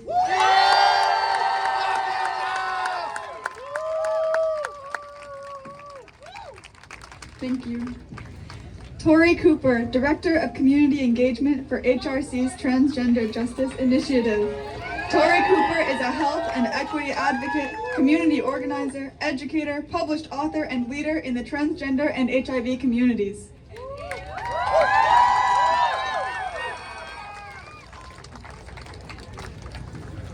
Hi everybody. Ooh, so hot mic. So if you're black and trans femme, or if you're black and non-binary femme, I want you to come and stand behind me while I'm talking. Doesn't matter who you are, but hurry up because we don't want to take up too much time. So my name is Tori Cooper. Come on. My name is Tori Cooper. My pronouns are she, her, and hers, and I'm the Director of the Community Engagement for the Transgender Justice Initiative at HRC. Friends, I first want to remind you that we heard earlier today that we're the folks that are the most marginalized within the trans community. We're here speaking for everybody, but I want you to know who we're here fighting for also. This is the moment that we and the poets have foretold. This is both the best of times and it's also the worst of times. You've heard it here, folks. There are 185 bills targeting trans people that have been introduced in state legislatures.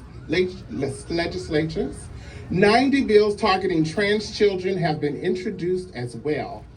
Here on Capitol Hill, H.R. 734 threatens to be the first ever bill targeting trans people to pass the U.S. Congress. Boo! And let's be honest, you can draw a straight line from the misinformation spread by the likes of Ron DeSantis directly to these bills that are being introduced in the states, to the violence trans people just like us are experiencing every single day. But today, on the Transgender Day of Visibility, I want us to also focus on not just on the battles we face, though they're great, and the truth is there are a lot of them. I also want us to focus on visibility and the battles that we've won.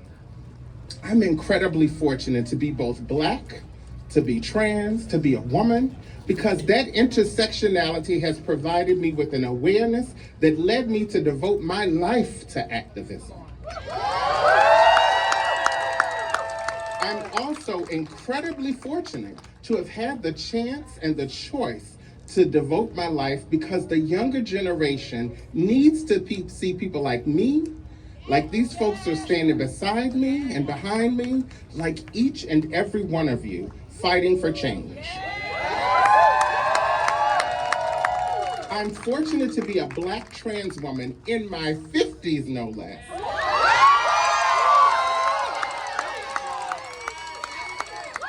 Unfortunately, too many of our siblings never make it. They don't make it past the age of 35 quite often. Because with each and every year that passes, I become more confident in using my voice to inspire the younger generations of trans activists to keep fighting the good fight.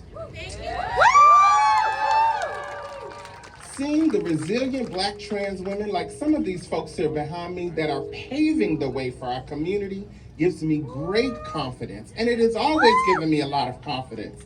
I've earned 2 degrees, built a career in corporate America, and to use my presence to push for broader representation in the nonprofit world as well.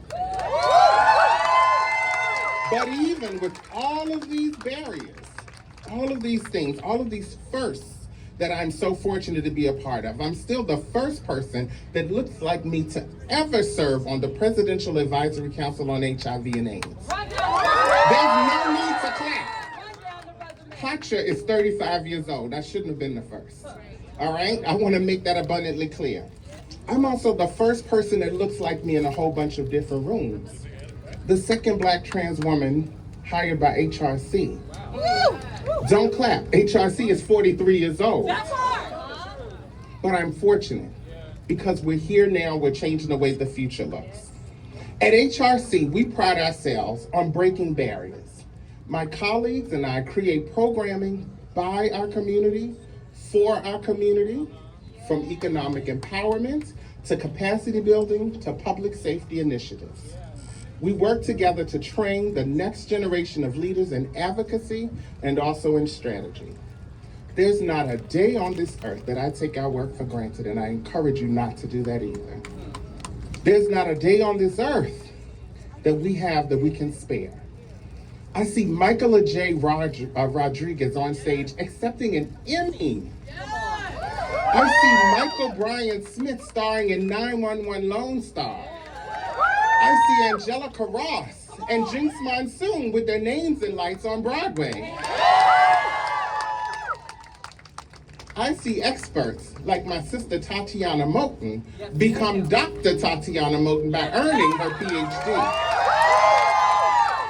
I see lawmakers like Zoe Zephyr in Montana, and also like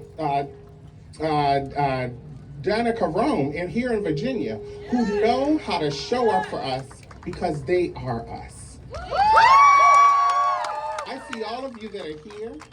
I see the activists. I see the advocates that fortify our movement. I see all of us all of us everywhere. I see the teachers, the nurses, the small business owners that strengthen our communities. For all of us, let us find hope, even in a time of despair. For all of us, let us find light in darkness. It may be the best of times and also the worst of times, but let us continue to demand the best because we deserve the best. Because I don't care what they say, we're not just good, we're not just great. This community and this movement is the absolute best. I love you.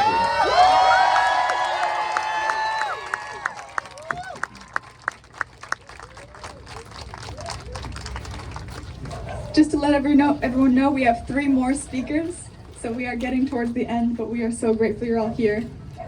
Sin Gomez is a 20-year-old trans disabled first-generation student, 3rd year at UC Berkeley.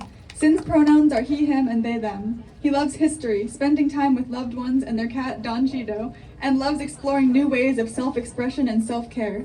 And they extremely value collective care and organizing around collective justice and sustainable change-making.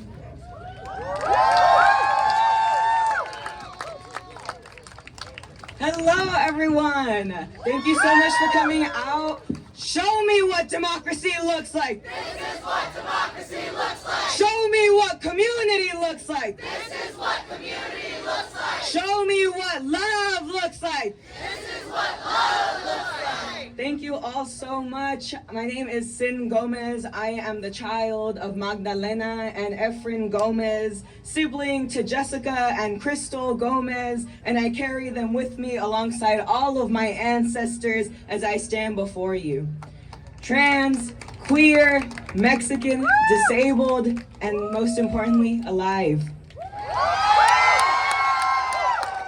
Despite all of this, despite all of the attacks, we are here. Despite their hate, despite their violence, we choose community. We choose love.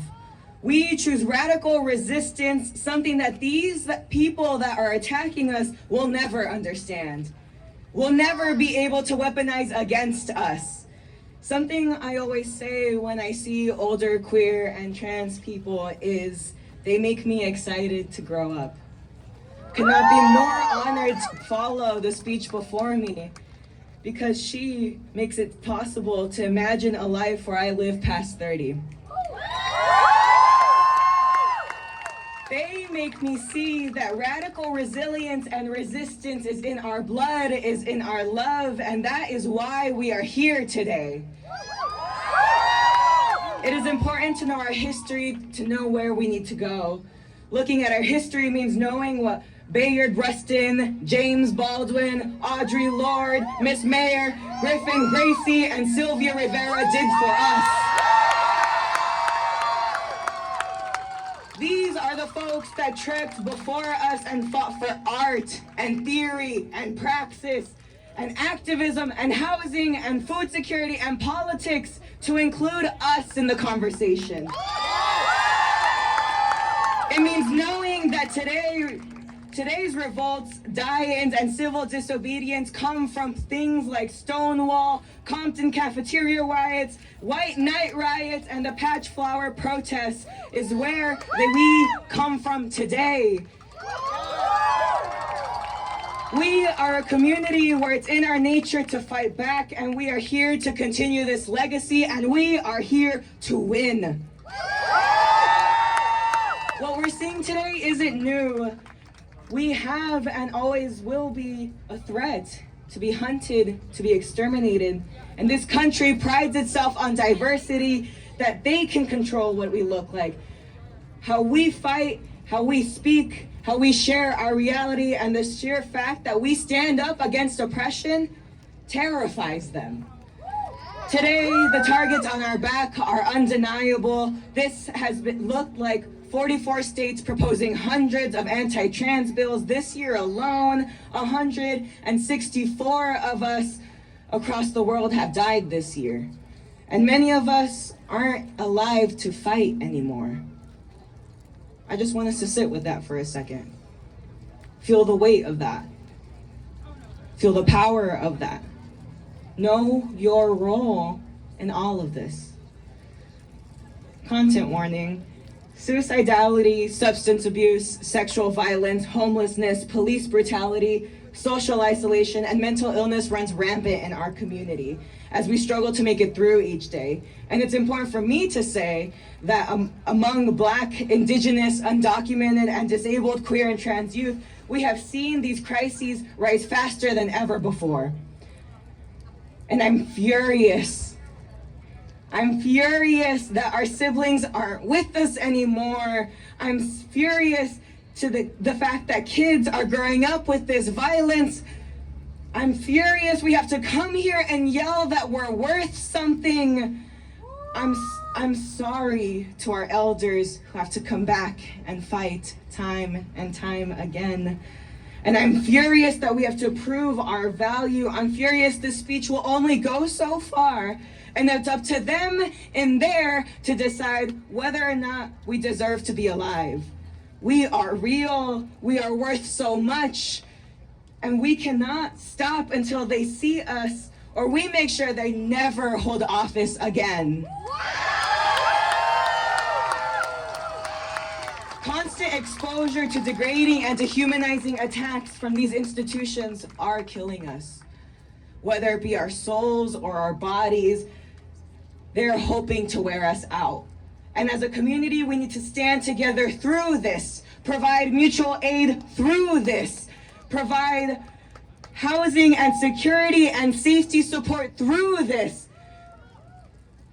We need to become a system of care that sees us, not this bullshit that they're trying to sell us. I think it's important for us to stop and ask ourselves, why now? And what the fuck do we do from here? The entire point of this legislation is to disempower us, to crush us, to kill us, to hide us. But we are a marginalized group that is loud, that is proud, that is weird, that is illegible, that is joyful, that is unapologetic, that is fabulous. And all of this is exactly why we're seeing this legislation now, this violence now, and it's manifesting today as an attack on our very existence. We are no longer simply the lavender menaces of the past, but we carry that knowledge of radical movement and existence with us. The ancestry of our community roots our lives and our rights today. We are a threat because we are strong. We are a threat because we stand up, and we are a threat because despite every time they try to erase us, we rewrite our history like today. We are resilient, we aren't going anywhere, and we will keep marching, we will keep walking out, we will keep coming back, and we will keep coalescing, and we will keep fighting until we find a world that sees us, that values us, that won't erase us. And now, as we make history today as the largest queer youth-led protest at the nation's capital,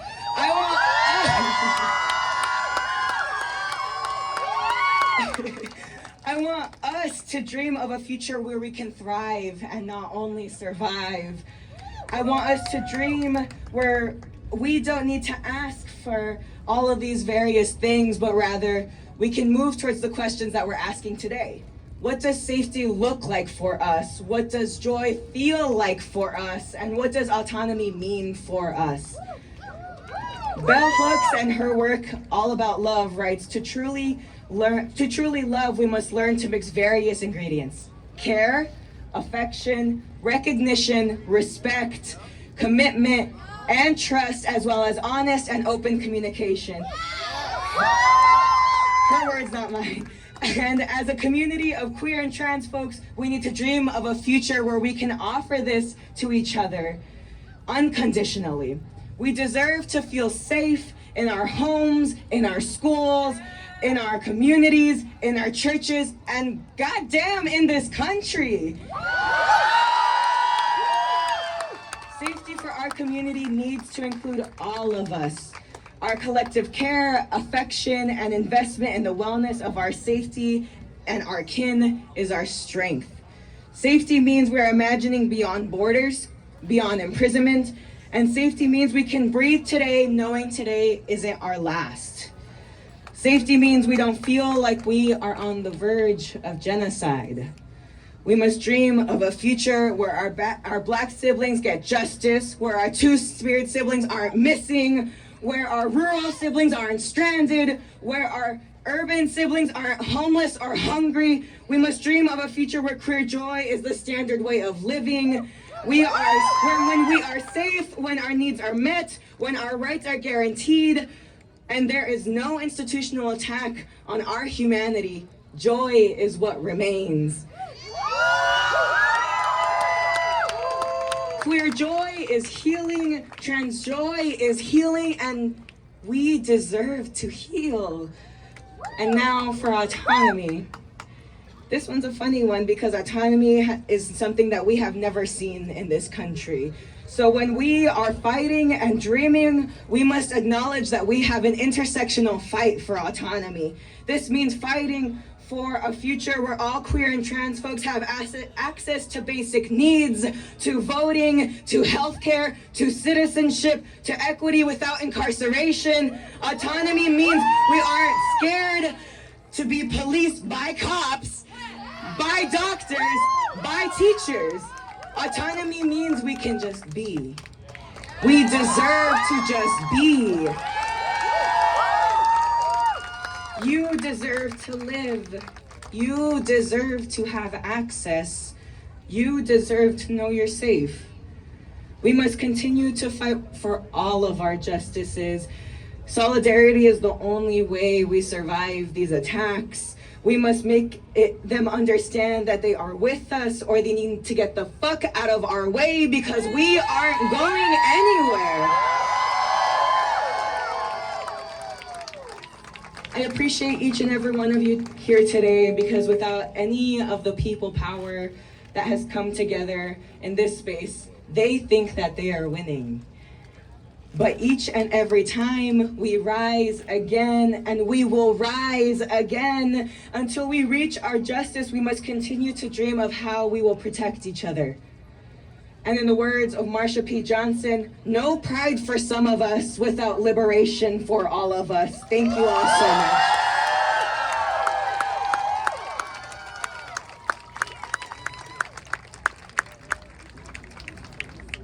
Thank you. Next to speak is Faith Cardillo, an athlete and political activist and advocate from Union, New Jersey, whose expertise is in gun violence prevention, human rights, and voting rights. Faith is a member of the New Jersey Youth Legislative Council. They also work on the policy team for March for Our Lives, New Jersey. On a national level, Faith is a member of the National Training Team for Students Demand Action. Faith was recently named the head of onboarding for Queer Youth Assemble. When not fighting for change, you can find Faith on the soccer field, where they're one of the top goalkeepers in New Jersey.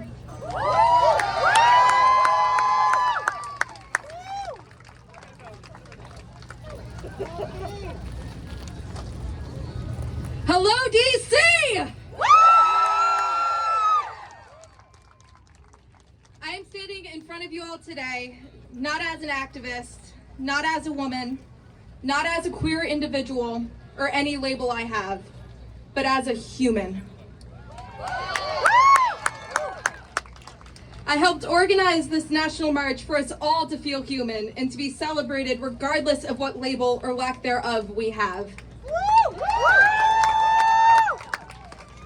I want this march to embody pure joy and positivity and be the light in the shadows of hatred cast by anti-LGBTQ legislation. Take a look around you.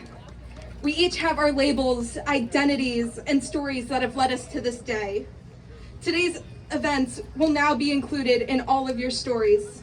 The common experience we are all having to simply be unapologetically ourselves.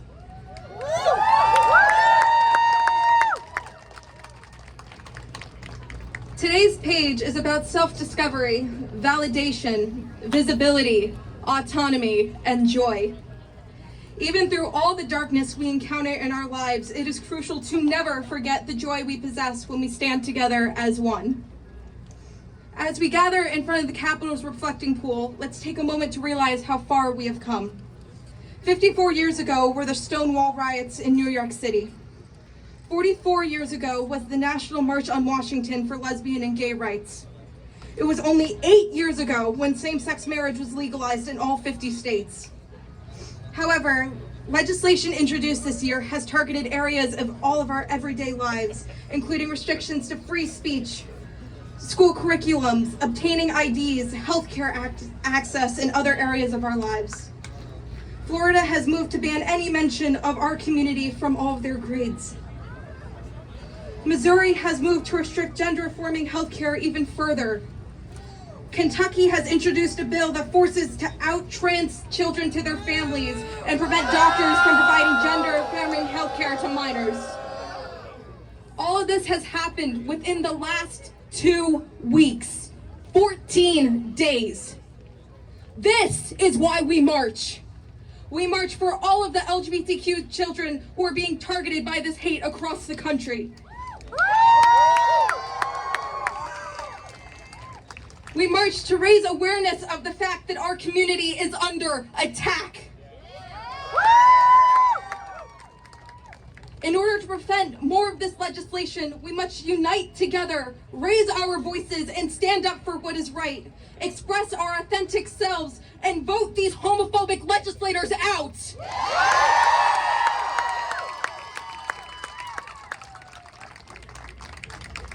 We are not here to discredit the amount of progress we have made throughout history.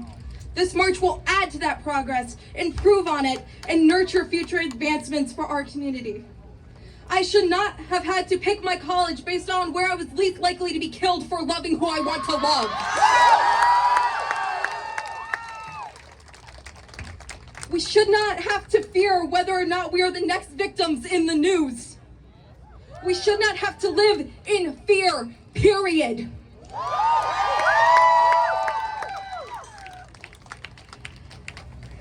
I am from New Jersey, a state that tends to be more accepting than others.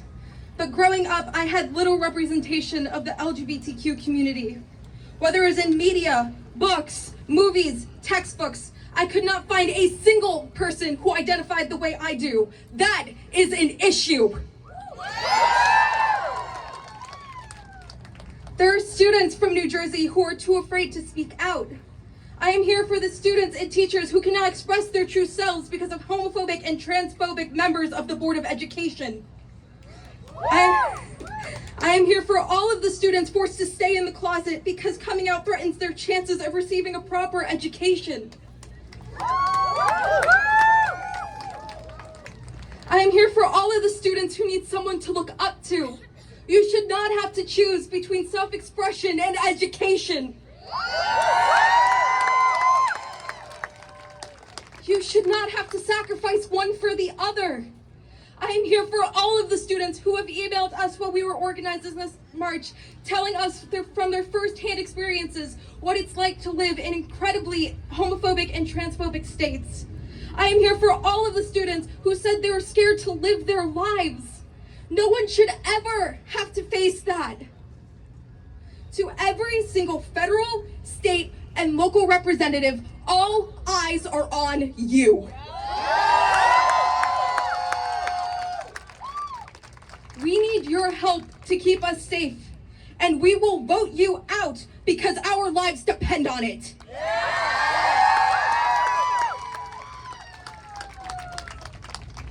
I am here because I never learned about the LGBTQ community in my textbooks. I took every single social science and history class my school could offer, including AP US History, Sociology, AP US Government and Politics, Health, yet there was no mention of our community. That is an issue.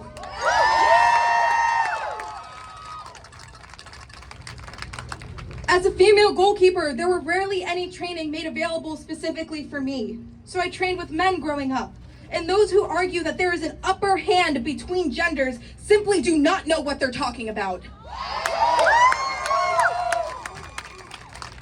Trans and non-binary athletes are not a threat to the games we love so much, and they never have been. A lot of athletes use sports as a coping mechanism to deal with their issues in the real world. By denying trans and non-binary athletes the opportunities to play the sports they love, politicians are denying these athletes the ability to live their true lives. We are all human, and humans deserve to play sports with other humans. It does not matter what gender identity or lack thereof you are. Sports are sports. Athletes are athletes, and we will play.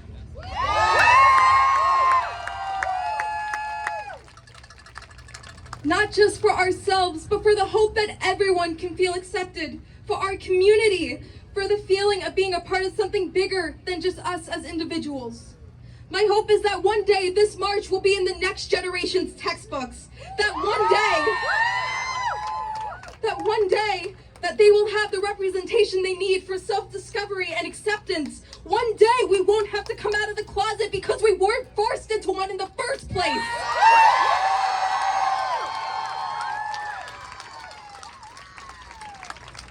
Take a look behind me. A lot of these politicians talk the talk without taking action. Today is a wake-up call for all of us to take action as humans, regardless of what state, political party, gender identity, or sexual orientation. This country was founded to establish independence from freedom of oppression, yet most of us are still oppressed. Women are still fighting for equal pay. African Americans are still fighting for racial equality. We are all still fighting to be seen as humans. And being queer still has a negative stigma. And love is not a phase, nor is it a choice. Today we have gathered to demand action, to demand change, to demand being treated as humans regardless of how we identify, to demand a seat at the table when legislation affecting our community is being drafted and voted on.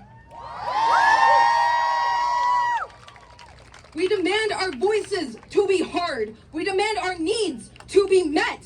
We demand to be seen and heard. We are calling on legislators across the country to make change. Let trans athletes play. Let us love who we want to love. Let us live unafraid of being victims of hate crimes. And let us live together as humans.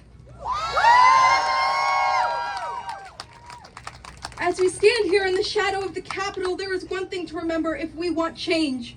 We must vote! And I'm not talking about just presidential or federal elections. We need to vote from the Board of Education up. We need to do research on our local officials, especially Board of Education members, because local and state elections are what matter the most. They impact us directly. If you don't want books banned, vote for people in your Board of Education who will protect our educational freedoms. If you don't want LGBTQ resources and healthcare banned, vote for state assembly and Senate representatives who will protect those individual freedoms. And if you want to see more diverse representation within our curricula, it starts with the Board of Education. In every state in this country, there are agendas targeting the LGBTQ community. And it has never been more crucial for us all to unite, to end this hate.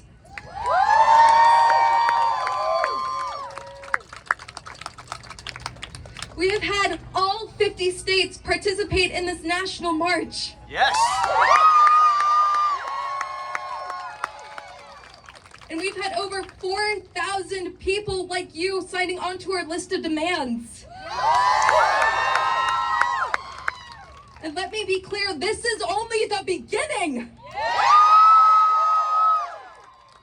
We have the power to stop this hate-filled rhetoric, and it starts at the ballot box.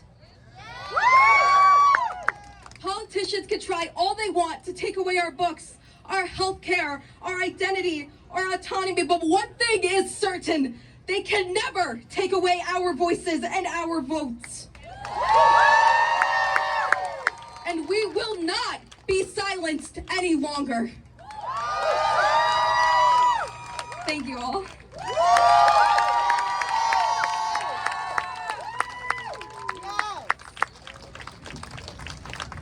Our final speaker today is a close friend of mine, Esme Silverman. She's a nationally renowned queer activist, community organizer, and educator. Described as a spark of creativity, Esme has used her unique personality and lived experiences as a non-binary asexual woman to improve the lives of queer and trans youth through events, protests, education, and other endeavors. They currently serve as the co-president of Queer Youth Assemble, a nonprofit she co-founded to bring autonomy and joy to all queer and trans youth across the United States.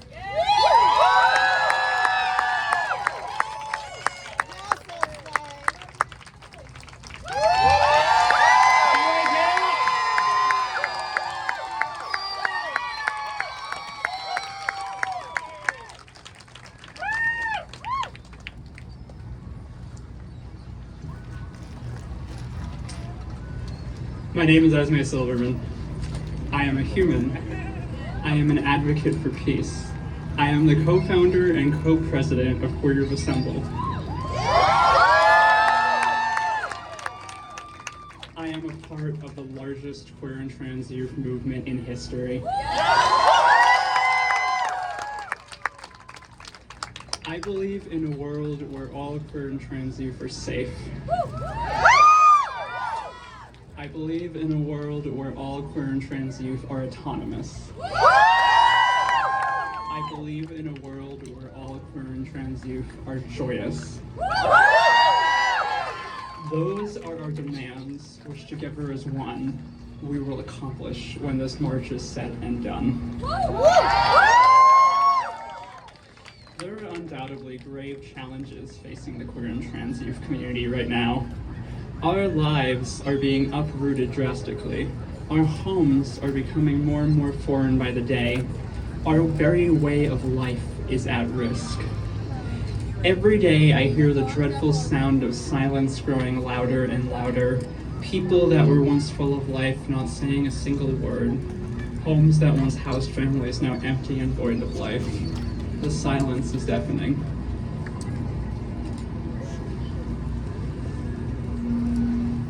But there is hope. That hope stems from the undeniable resolve and indisputable love and compassion that this community possesses. Possesses for each other and the world as a whole. That hope is the only known cure for silence. That hope is conversation. Last June, I attended a Pride event in Boston, Massachusetts, my home, where a group of religious individuals began protesting towards the end. Their signs audacious, their voices loud, and their ideas bigoted. People have spent my entire life telling me that certain people deserve no sympathy due to their beliefs, that we should avoid them at all costs, but I was always thought differently. How will they hear what we as queer and trans youth are thinking if no one tells it to them? How will they gather a new perspective when they're being fed the same information echo chamber every day? How will they search it on the internet when Google controls what you see? And most importantly, how might listening to them with kindness and curiosity actually be the way forward? With this in mind, and channeling the infinite amount of love and compassion I have for all human beings, I decided to have a conversation with them. What I learned over the course of the 2 minutes we spent talking changed my entire perspective on the human race. I learned that we both care deeply about our families. We both have loving partners who mean the world to us. We both want to see each other live a good life. We both have more in common with each other than indifference. If I had simply joined the dozens of yelling individuals or passed the protesters off as a lost cause, as many in that crowd did, I would have never spotted these similarities hiding in plain sight. I would have never helped them understand our community just a little bit better. And most importantly, I would have never understood their community just a little bit better. What I did was not radical. It was love. And everyone is capable of it. I have spent my entire life having conversations like these with others to try and further understanding why they think the way they do. I have done this not because it is easy, but because it is hard. It's the only way for me to truly understand someone, and for someone to truly understand me. It is a wonderful gift. But the scary thing about being alive today is that these conversations are feared. The phrase, "let's talk," brings anxiety rather than joy. We do not find joy in these infinite conversations. We are afraid of them. That is no way to live. Today, we learn to live it again. I have always believed actions speak louder than words, so I will lead by example and do something bold. I offer my hand to you, to all of you.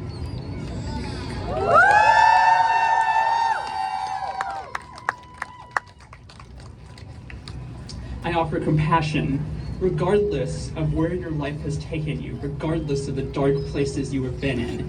You are worthy of being heard and being loved. I offer forgiveness. I extend it to all of those who have harmed me in the past and urge you to reach out so we can build a better future together. I offer hope. There will be a new generation of queer and trans youth. There always is. And we will be here to welcome them into this world with open arms. In short, I offer conversation. I offer love. I offer that we come together as one. It's time for the LGBTQ+ community to unite as one, so we can best support our individual identities and the ever-expanding community as a whole. It is time for the country to unite as one, so we can begin the healing process and pick up the shattered pieces that have been left through the centuries of political division. It is time for the world to unite as one, so we can explore uncharted territories and break the bounds of the unknown. As demonstrated by the thousands of people across the country today, when we band together, there's nothing we cannot accomplish. There is no void of silence we cannot fill with conversation. Together, we will create a world where all queer and trans youth are safe. Where the suicide rate is down to 0, where violence and discrimination are things of the past. We will create a world where all youth are able to make the decisions that best impact them. Where youth are not forced to be activists, but can pursue their dreams as artists, chefs, filmmakers, and farmers. We will create a world where youth are full of joy, where radiating smiles of youth, seeing their authentic self in the mirror for the first time is a common occurrence. We will create a world where adults do not assume what queer and trans youth are, but rather ask queer and trans youth who they are. We will create a world where access to hormones is easier than access to guns. Together we will change the world for queer and trans youth, for Americans, for humanity, because change is never a question of when, it is an answer of now. And that change starts with you. I want to call all the speakers and all of my wonderful co-organizers up on the stage with me, please. Come on, give them a hand, give them a hand.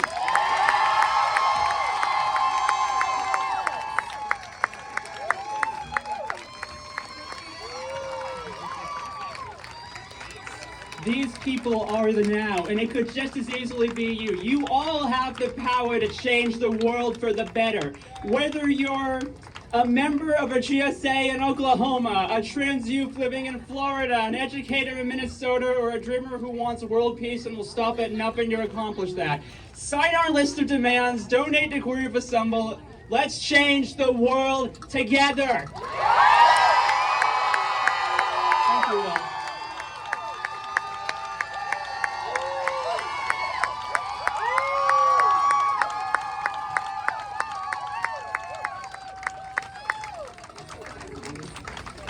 we're just gonna take a few pictures, so everybody can feel free to head out, but just make sure to be safe when crossing roads and things like that. Watch out for all your friends, and thank you so much for being here.